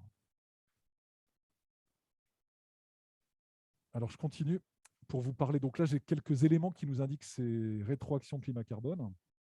Je vous propose maintenant de vous expliquer comment, dans la communauté des modélisateurs, on a abordé cette question-là au cours des dernières décennies. En fait, on a utilisé des modèles climatiques comme ceux que vous a présentés Juliette Mignot la semaine dernière, ou il y a 15 jours. Et donc, ces modèles climatiques, comme elle vous l'a expliqué, on les force avec des scénarios d'émissions. Elle a peut-être parlé de scénarios de concentration. Et là, cette fois-ci, comme je m'intéresse à l'évolution des puits de carbone, je vais utiliser des scénarios d'émissions. Et donc, voilà 4 scénarios d'émissions caractéristiques dont elle a parlé. Un scénario où les émissions continuent à augmenter. Alors, peut-être un vieux transparent, il ne faudrait pas appeler ce scénario-là, le scénario O, business as usual. Il y a un grand débat dans la communauté des climatologues. Pour beaucoup, ce n'est plus le scénario business as usual. On va faire mieux que ce scénario. On n'est plus sur cette trajectoire-là, a priori. On est plutôt sur une trajectoire de ce type-là qui nous amènerait, je ne sais pas, vers 2,7, 3 degrés. Voilà. Et le scénario bleu, c'est le scénario d'atténuation importante. C'est celui qui nous permet de rester sous les 2 degrés de réchauffement de l'accord de Paris. Alors, on utilise des scénarios en émission et ensuite, on va utiliser des modèles climatiques qui intègrent une description du cycle du carbone dans l'océan et dans la biosphère continentale. Donc, tous les processus dont je parlais, les écosystèmes continentaux, la photosynthèse, la respiration, la circulation océanique, la solubilité, la chimie du carbone, le phytoplancton, tout ça, on peut le représenter aussi dans nos modèles climatiques. Donc, les modèles climatiques, ils ont d'abord une base physique, dynamique des fluides dans l'atmosphère, dans l'océan, transfert d'énergie, bilan radiatif. Mais on intègre aussi de plus en plus de processus liés au cycle du carbone et au vivant. Et donc, si vous avez un modèle qui représente le cycle du carbone, vous pouvez calculer en même temps l'évolution du climat. Ici, c'est des anomalies de température en surface pour un scénario donné. Et en parallèle, vous calculez les stocks de carbone, les flux de carbone dans la biosphère continentale et puis dans l'océan. Donc là, vous avez les années qui défilent et on voit bien que le carbone, il est absorbé dans l'Atlantique Nord et puis ensuite, il va circuler en profondeur, transporté par cette circulation thermohaline dont vous avez déjà parlé. Et donc, on est capable de représenter le système couplé, climat-carbone, avec les modèles qui ont été développés ces dernières années.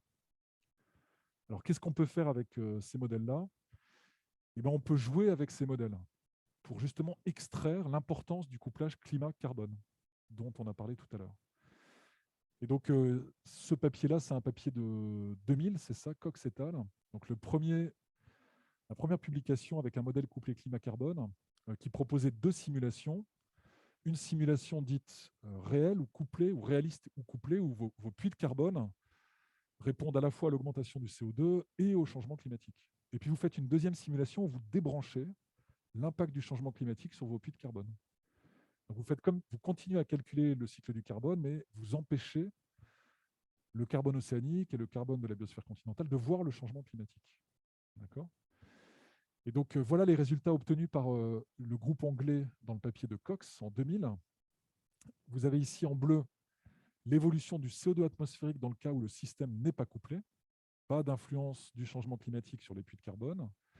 Et puis ici en rouge, l'évolution du CO2 dans le cas où le système est couplé. Et donc la différence entre ces 2 simulations, ça vous donne une idée, une estimation de l'importance de ce couplage climat-carbone. Et ce que montrait ce premier papier, c'était un résultat assez étonnant, peut-être même effrayant, c'est que si vous teniez compte du couplage climat-carbone pour les mêmes émissions anthropiques, ce n'était pas 600 ppm qu'il fallait attendre. Alors là, c'est un peu plus que ça. Ce n'était pas 700 ppm qu'il fallait attendre en fin de siècle, c'était plus près de 900 ou 1000 ppm. Et donc, dans ce premier papier, ils avaient une rétroaction climat-carbone qui était très importante, qui était quasiment de premier ordre. La même amplitude que la différence entre 2 des scénarios dont je parlais tout à l'heure. Et dans leur modèle en particulier, ce qui se passait, c'était que le changement climatique qui menait à une perte de biomasse importante en Amazonie est lié à un changement de précipitation. Et donc tout le carbone stocké dans la biomasse et dans les sols, il repartait dans l'atmosphère. Leur puits de carbone continental se transformait en source parce que le climat changeait. Et donc on avait une rétroaction positive très importante ici. Vous voyez, hein, des émissions, le climat change, mon puits est moins efficace, se transforme même en source, le CO2 augmente plus vite, le climat change plus vite, etc. Alors depuis cet exercice-là en 2000, il y a eu beaucoup d'autres modèles climat-carbone qui ont été développés. Et ils montrent tous une rétroaction positive, avec en particulier côté biosphère continentale, un réchauffement du sol, une augmentation de l'aridité qui conduisent à une baisse d'efficacité du puits de carbone continental. Et côté océan, cette baisse de solubilité, mais aussi une augmentation de la stratification de l'océan. Donc l'océan est moins bien mélangé avec le changement climatique. Ça conduit à une baisse d'efficacité du puits océanique. Donc ces résultats, ils ont été confirmés dans le dernier rapport du GIEC. On a, avec la dernière génération de modèles, toujours une rétroaction positive qui fait que plus on avance dans le temps pour un changement climatique important, moins les puits sont efficaces. Et donc plus la fraction airborne dont je parlais tout à l'heure est importante. Donc une part plus importante de nos émissions reste dans l'atmosphère parce que le climat réduit l'efficacité des puits. Oui.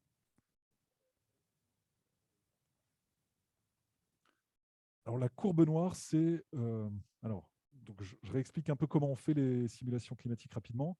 On a ces scénarios d'émissions qui nous viennent de modèles socio-économiques. Je ne sais pas si elle vous a parlé de ça, Juliette, les modèles d'évaluation intégrée, IAM. Ça, c'est des émissions. La majorité des groupes de modélisation climatique, ils ont des modèles physiques sans représentation du cycle du carbone. Donc, si vous voulez forcer votre modèle climatique, il vous faut une concentration de CO2. D'accord ? Et donc, pour transformer les émissions de CO2 en concentration de CO2, l'habitude, c'est d'utiliser des modèles très simples du cycle du carbone. D'accord ? Et donc, c'est ce que vous avez ici. Cette courbe noire, c'est les mêmes émissions projetées avec un modèle simple du cycle du carbone où on ne représente pas les liens climat-carbone. D'accord ? Et donc là, ce que faisait ce papier-là, c'est qu'il comparait le CO2 sans couplage avec ce CO2 obtenu dans un modèle simple du carbone. Vous ne représentez pas la géographie de la biosphère continentale, de l'océan, et puis le système couplé. D'accord ? Voilà, je termine ici cette partie-là. Donc ça, c'est le premier rapport du GIEC qui mentionne et qui explicite l'importance de ce couplage climat-carbone pour l'évolution de température. Donc vous avez ici pour le même scénario, donc un scénario où les émissions augmentent fortement, en noir des modèles climatiques qui sont forcés par la même évolution de concentration, d'accord, et en rouge des modèles qui tiennent compte de la rétroaction climat-carbone. Et donc on voit 2 choses. On voit que, dans la majorité des modèles, la rétroaction est positive, c'est-à-dire que la température obtenue si on tient compte du couplage, est plus importante que si vous forcez le tout avec un CO2 qui est le même pour tous les modèles. On voit aussi que l'introduction de ce couplage climat-carbone, il augmente fortement l'incertitude. Donc on a encore beaucoup d'incertitudes sur la réponse de ces puits au changement climatique et à l'évolution du CO2. Et donc voilà la conclusion du 4e rapport. C'est ce que j'ai dit tout à l'heure. Et on a à la fois des chiffres et des conclusions qui sont très similaires dans le dernier rapport du GIEC. Oui. Juste une question par rapport à la courbe la plus basse. Oui. Donc, ce serait un modèle théorique où on a une rétraction négative du coup du climat. Ouais. En fait, Est-ce qu'on a trouvé une hypothèse scientifique qui était pas viable sur ce modèle? non, en fait, il n'y a pas de rétroaction négative. Encore une fois, un tout petit peu compliqué.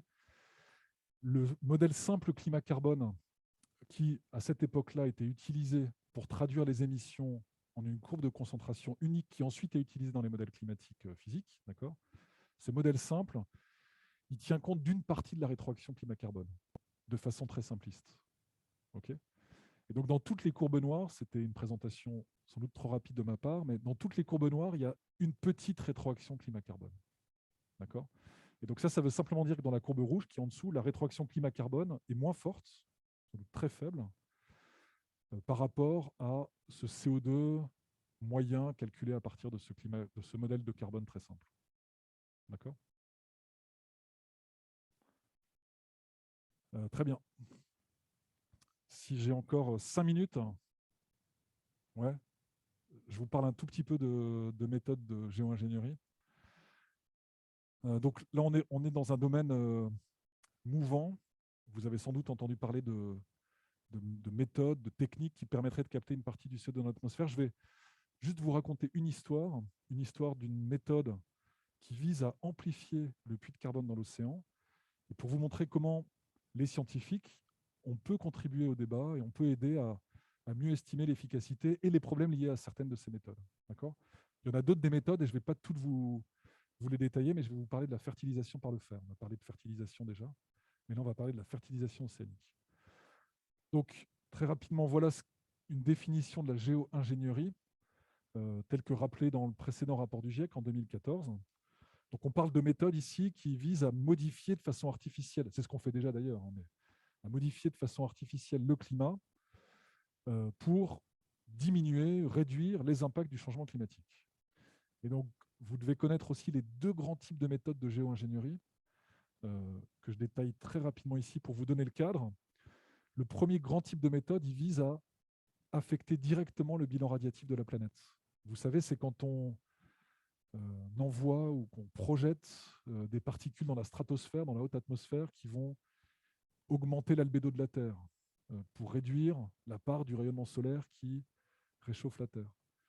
D'autres techniques, qui même certaines ont été imaginées, vous envoyez des satellites avec des énormes panneaux qui vont ombrer la Terre en partie. Donc il y a des gens qui ont imaginé ces techniques-là pour réduire l'impact du changement climatique. Donc d'affecter directement le bilan radiatif, ça fait peur, le bilan radiatif et la température. Et puis l'autre grande catégorie de techniques, ce qu'on appelle CDR pour Carbon Dioxide Removal, pardon, faute d'orthographe.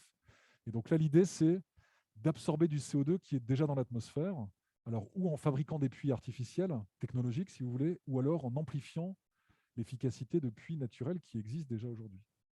D'accord ?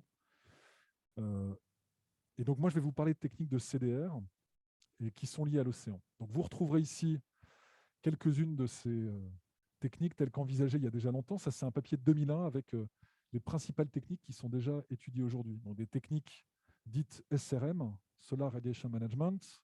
Vous voyez, on envoie des aérosols dans l'atmosphère, des réflecteurs en orbite, et puis des techniques qui sont plutôt de type CDR, où vous plantez des arbres. Donc la forestation, ça fait partie des techniques de géo-ingénierie, mais aussi la fertilisation de l'océan par le fer. Donc je vous raconte en 5 minutes rapidement l'histoire de cette technique de fertilisation par le fer. Je vais sauter ça. Alors quel est le principe de cette technique-là et comment elle apparaît et à quel moment elle apparaît? On a parlé de la pompe biologique ici, du rôle du plancton qui de façon naturelle transporte ou permet un transport important de carbone naturel de la surface vers le fond. Okay ? Et donc évidemment, si on trouve un moyen de fertiliser le plancton, qui n'est pas fertilisé lui par l'augmentation du CO2, contrairement aux plantes, si on trouve un moyen de fertiliser le plancton, on pourrait augmenter la pompe biologique et donc augmenter l'efficacité du puits de carbone vis-à-vis de l'atmosphère. Si vous avez plus de photosynthèse planctonique, vous avez plus de fixation de CO2, une partie de ce CO2, ce carbone organique va être envoyé au fond, vous avez un déficit de carbone en surface qui va être compensé par un flux qui vient de l'atmosphère. Et donc l'idée d'un océanographe américain, John Martin, à la fin des années 80, il est le premier à mettre en évidence qu'une grande partie de l'océan, ou dans une grande partie de l'océan, le phytoplancton il est limité par un élément micronutritif, le fer, dont le phytoplancton a besoin, mais le phytoplancton il a besoin d'un tout petit peu de fer.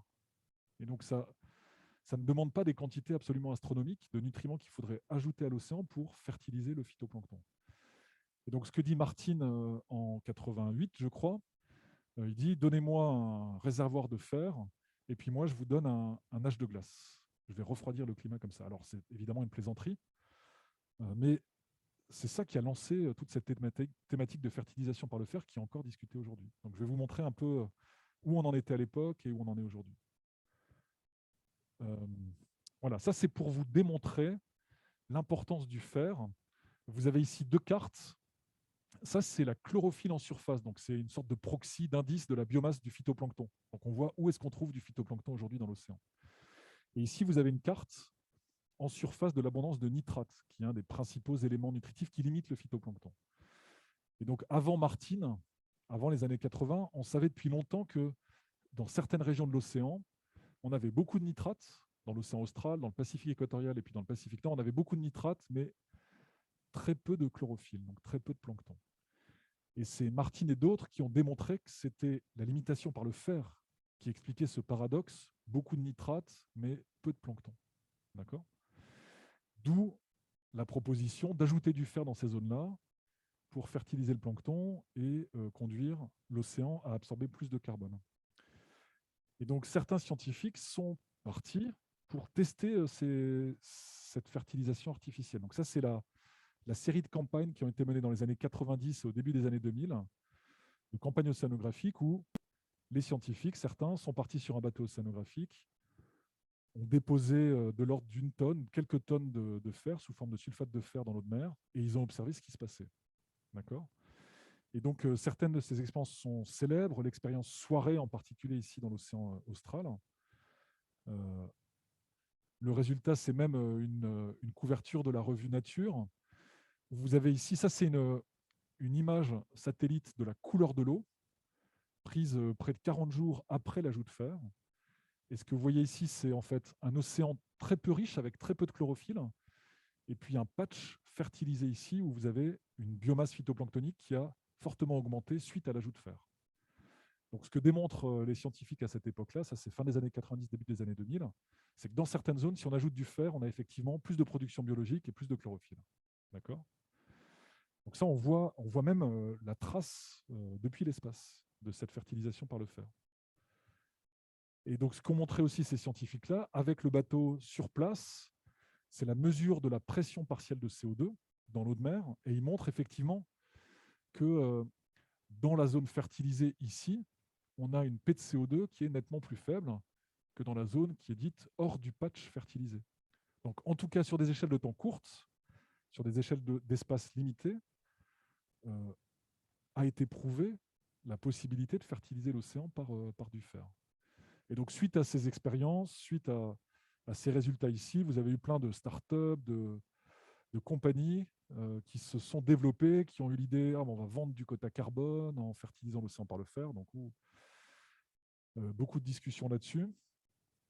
Les estimations à l'époque, c'est que ça pouvait être significatif, cette fertilisation par le fer. Alors, depuis, nos modèles pour représenter le puits de carbone se sont complexifiés.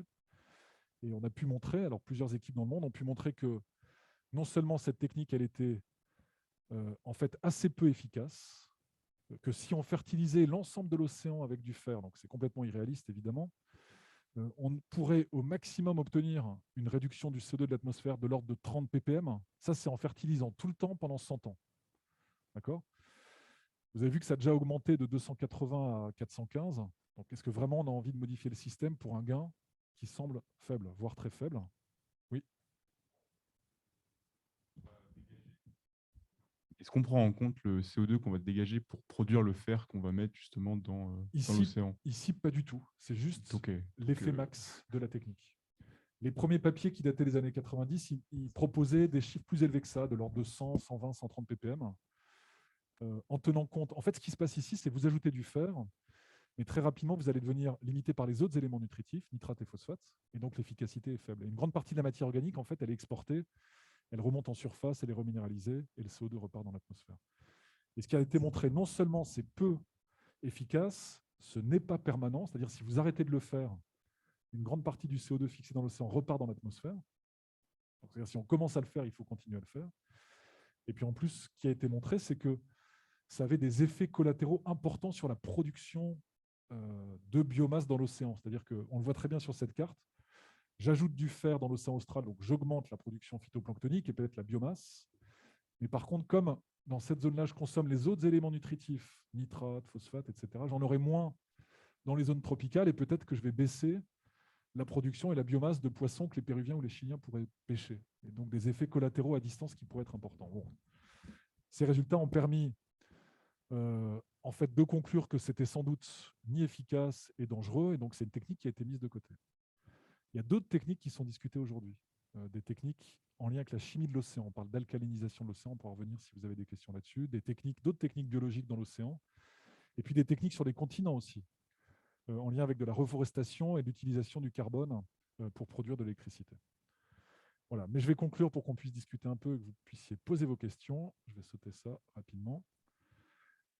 Voilà, donc revenir sur les projections climatiques.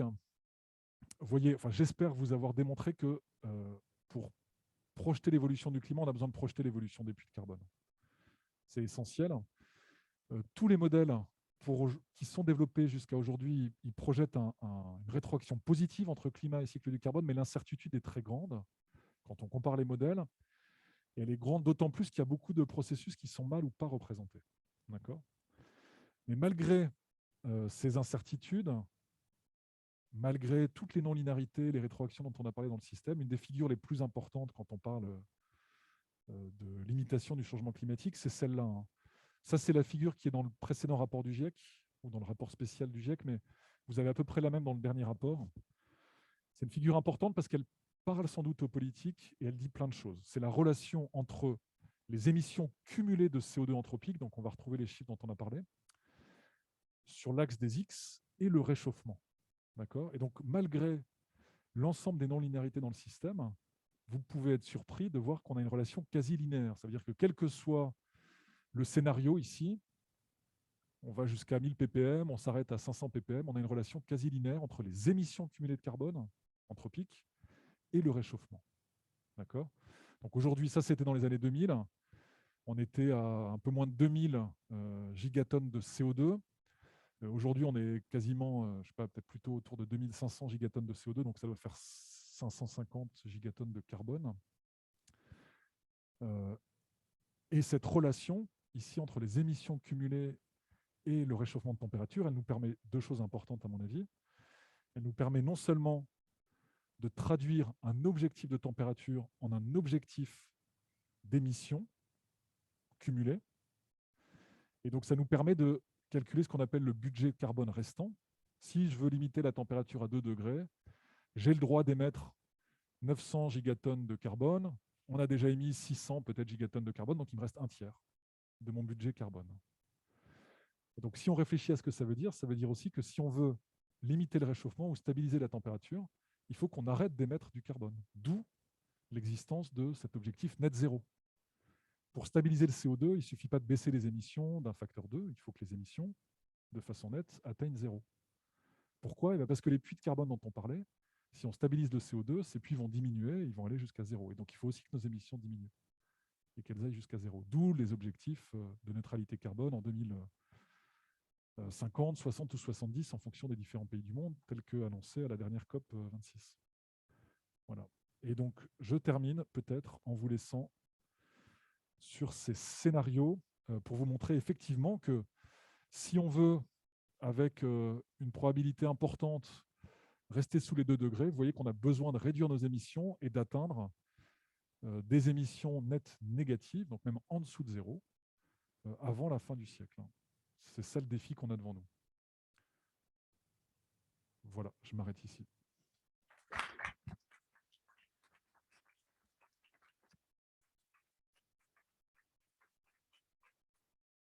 Merci beaucoup. Du coup, on peut passer aux questions s'il y a des gens qui ont des questions.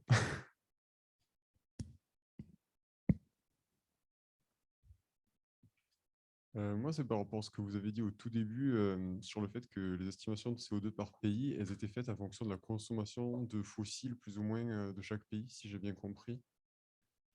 Et comment on s'assure au niveau international qu'il n'y ait pas des pays qui trichent là-dessus? Parce que du coup, j'imagine que c'est les données officielles.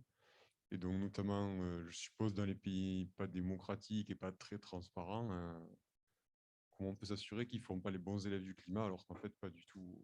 Ouais. Donc peut-être 2 éléments de réponse.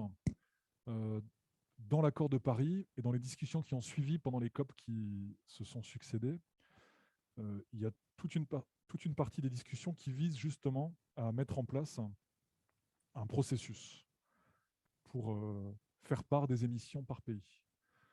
Donc la transparence, quelles techniques, quelles incertitudes, etc. Mais oui, c'est des déclarations des différents pays du monde. Et donc on peut imaginer d'autres techniques pour vérifier les émissions de façon indépendante. Okay, je n'ai pas du tout parlé de ce qu'on appelle les inversions atmosphériques. C'est l'idée que si je mesure le CO2 dans l'atmosphère à différentes stations, je peux inverser mon système pour retrouver les émissions ou les flux à la surface. Je prends un exemple simple. Vous avez une station à Brest, vous mesurez le CO2, une station à Strasbourg, vous mesurez le CO2 et vous connaissez parfaitement les vents. Vous êtes capable d'inverser votre système avec ces stations de mesure du CO2 et la connaissance de la météorologie pour trouver les flux qui expliquent le gradient de CO2 entre Brest et Strasbourg, si c'est des vents d'ouest par exemple. Et donc il y a des groupes de recherche qui mettent en place, même des groupes qui commencent à devenir opérationnels, qui mettent en place des systèmes d'inversion atmosphérique en utilisant l'ensemble des stations de mesure du CO2 à l'échelle mondiale, mais aussi maintenant la mesure du CO2 par satellite. Et donc si on a l'ensemble de ces données-là et un bon système d'assimilation ou d'inversion, on sera capable de retrouver des flux et peut-être de vérifier si ça correspond au flux déclaré.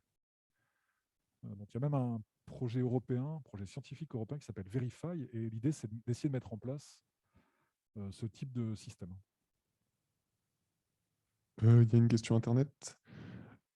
Est-ce que des puits artificiels sont envisagés? Est-ce réellement raisonnable à grande échelle? Alors, peut-être plusieurs éléments de réponse.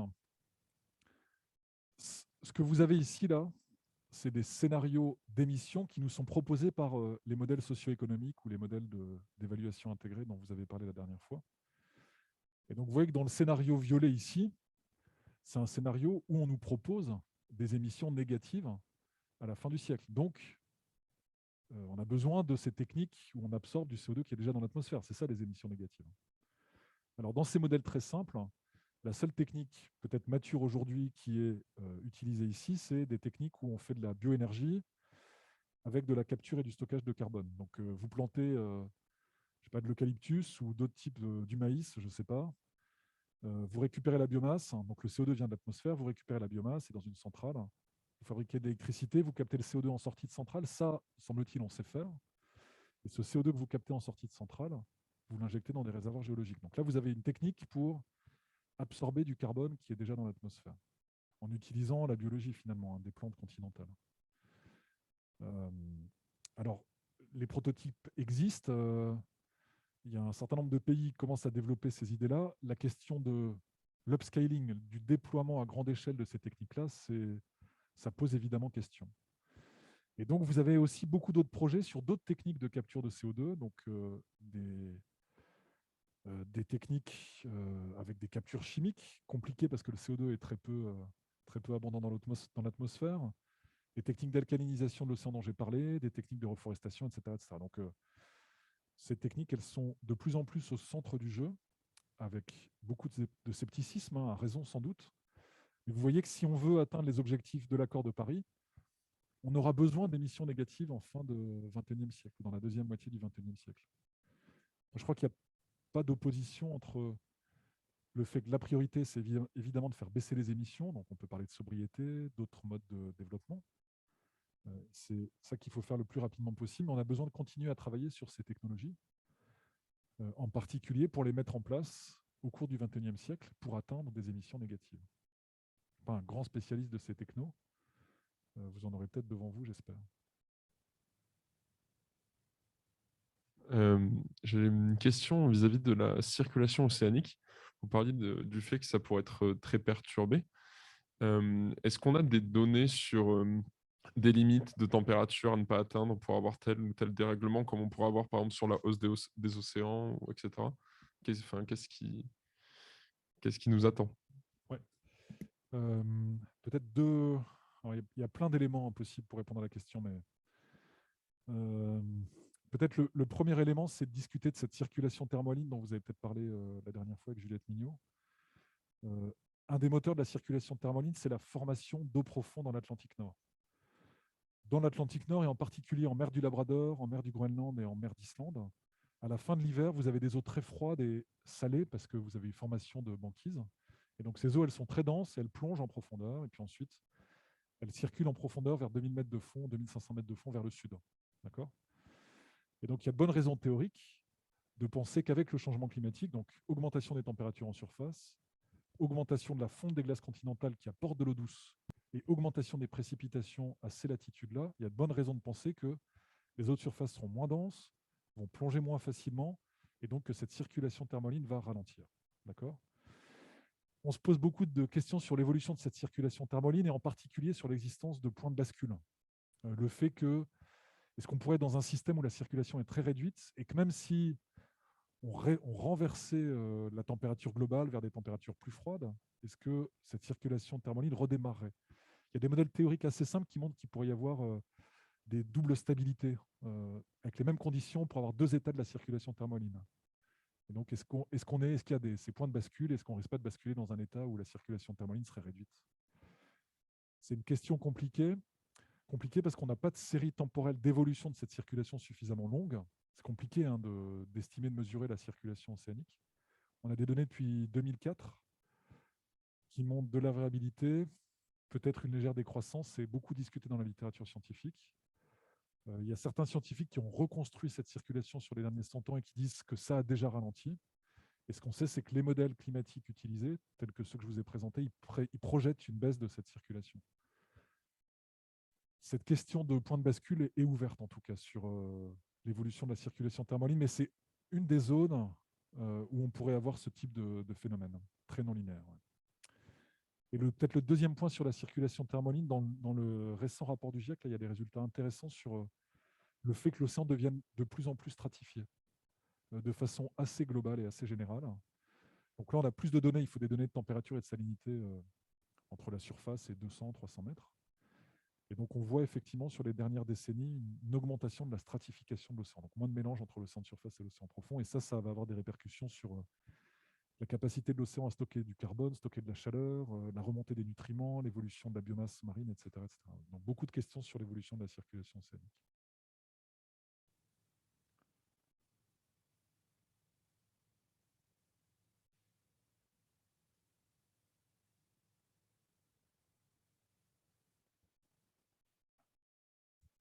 Et justement, en termes de géo-ingénierie, il y a des recherches qui sont portées sur comment essayer de réaugmenter la circulation saline et puis de venir essayer d'enrayer cet effet de stratification qui augmente de plus en plus. Alors, pas sur la circulation océanique de grande échelle, mais il y a eu des propositions d'utiliser des tubes, alors en anglais ocean pipes, donc des tubes qui seraient en matière plastique répartis dans l'océan et qui permettraient d'accélérer le mélange entre les eaux de subsurface et les eaux de surface, en utilisant en particulier des processus assez simples avec l'énergie des vagues et un clapet qui permettrait de faire remonter de l'eau. Alors les premières idées, c'était c'était en lien avec la fertilisation de l'océan. Quand on ajoute du fer, c'est compliqué parce qu'il n'y a pas suffisamment de nitrates et de phosphates. Et si on voulait ajouter artificiellement les nitrates et les phosphates, ça serait des quantités absolument gigantesques. Donc, plutôt que d'ajouter des nitrates et des phosphates, on va aller récupérer les nitrates et les phosphates qui sont naturellement dans l'océan profond, en utilisant ce type de process. Donc, sur le papier, ça peut marcher. Si je mets un tube, que c'est l'énergie des vagues qui est utilisée, que ça fait remonter de l'eau, je vais remonter des nitrates, des phosphates et du fer, donc je vais fertiliser le phytoplancton qui va utiliser plus de CO2.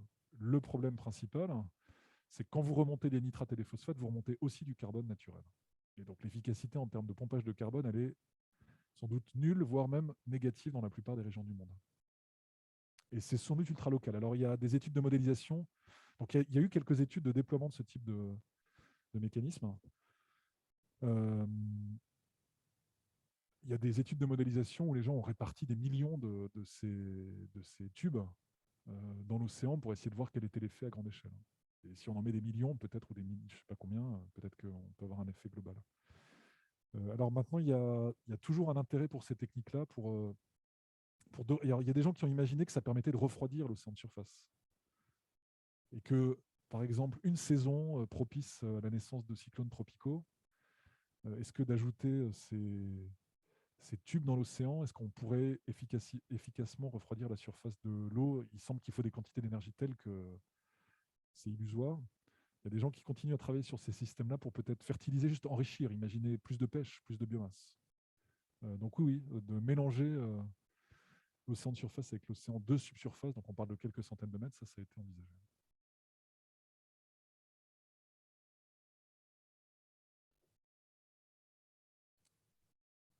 Je ne sais pas s'il reste des questions.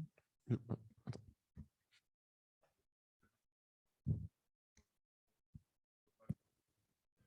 Toute celle de la première partie, sur le bilan carbone, oui. Donc tout ça, c'est disponible. Vous allez sur le site du Global Carbon Budget et vous retrouvez non seulement les figures, mais vous retrouvez aussi les données, donc vous pouvez les utiliser. Et je vous conseille aussi, développé par le même projet international qui s'appelle le Global Carbon Project, il y a un autre site qui s'appelle le Global Carbon Atlas, qui vous permet de jouer avec ces données-là et de faire vous-même vos graphiques. Donc des cartes d'émissions, des tendances d'émissions par pays, par secteur, etc. Donc Global Carbon Atlas, Global Carbon Budget. Pour les données françaises, Corinne Lequéré, si elle passe, elle vous parlera des données françaises et du Haut Conseil pour le climat. Je vous laisse avec, peut-être, je n'ai pas montré ce graphe-là, mais ça, c'est assez sympa quand on s'intéresse aux autres échelles de temps. C'est les variations du CO2 sur des échelles de temps variées. Nous, on s'est surtout concentré sur les... Alors, pourquoi ça ne marche pas très bien ici? Là, ce que vous auriez vu tout en haut, je ne sais pas pourquoi ça a bougé, mais je ne pense pas que ça soit ça. Ah si, c'est ça. Voilà. Parfait. Ce que vous voyez tout en haut, là, c'est l'évolution du CO2 qu'on a commenté. D'accord? Donc ça, c'est les données directes, le rôle des puits de carbone, l'importance des activités humaines, etc. Et donc là, vous avez toujours la même échelle des Y, donc des concentrations de CO2. Ça, c'est les derniers 1000 ans, depuis 800, reconstruction à partir des carottes de glace, où vous voyez le CO2 très stable et l'augmentation anthropique ces dernières décennies. Ça, c'est les derniers 12 000 ans, sur la période qu'on appelle l'Holocène, où le CO2 a été très stable aussi, une légère augmentation naturelle d'une dizaine de ppm. C'est aussi des données des carottes de glace. En haut à droite, vous retrouvez les cycles glaciaires interglaciaires, donc des variations naturelles sur cette fois-ci 400 000 ans. D'accord ? Ensuite, pour remonter plus loin dans le passé, on n'a plus de carottes de glace. On peut espérer aller jusqu'à 1 million d'années, mais on ne peut pas aller beaucoup plus loin. Et donc, pour aller encore plus loin, il faut utiliser d'autres techniques qui sont plus compliquées et moins précises. Donc ça, c'est une vieille figure, hein, ça date d'un vieux rapport de l'IPCC, mais c'était intéressant parce que toutes les échelles de temps sont ensemble. On pense que pour retrouver du CO2 plus fort que 400 ppm ou 500 ppm, il faut remonter plusieurs millions d'années dans le passé. Et par contre, sur les derniers 500 millions d'années, donc ça c'est tout le phanérozoïque, l'atmosphère a connu des valeurs de CO2 très élevées. Hein. Là, vous avez un axe des Y, cette fois-ci, différent. Donc au Crétacé, le CO2, il était sans doute autour de 5000 ppm, et au début du primaire, au début du Paléozoïque aussi. Donc la Terre a connu des épisodes où le CO2 était très élevé dans l'atmosphère. Et pour conclure sur cette figure, ce qui est intéressant, c'est de noter que les processus à l'origine de ces variations sont très différents en fonction des échelles de temps. Donc ici, l'activité humaine, l'océan et la biosphère continentale. Ça là, et puis glaciaire interglaciaire, surtout l'océan, qui explique ces variations. Et ensuite, quand on s'intéresse au phanérozoïque, c'est des réservoirs très lents du carbone qui interviennent. Donc le dégazage volcanique, et puis l'altération principalement des silicates sur les continents qui représentent un puits de carbone important sur ces échelles de temps-là. Donc c'est un équilibre entre d'autres types de processus. Voilà.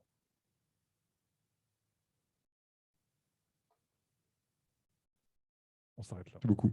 Merci beaucoup.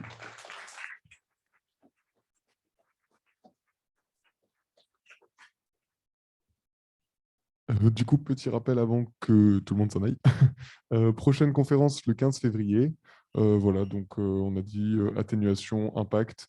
Donc on va élargir encore plus le propos. Et donc bah, voilà, soyez nombreux, même heure et même lieu, normalement, si rien ne change. Sinon, on vous préviendra. Et deuxième chose, normalement sur Facebook, donc j'ai fait un post sur 140 annonces, mais je le mettrai sur la page Facebook aussi.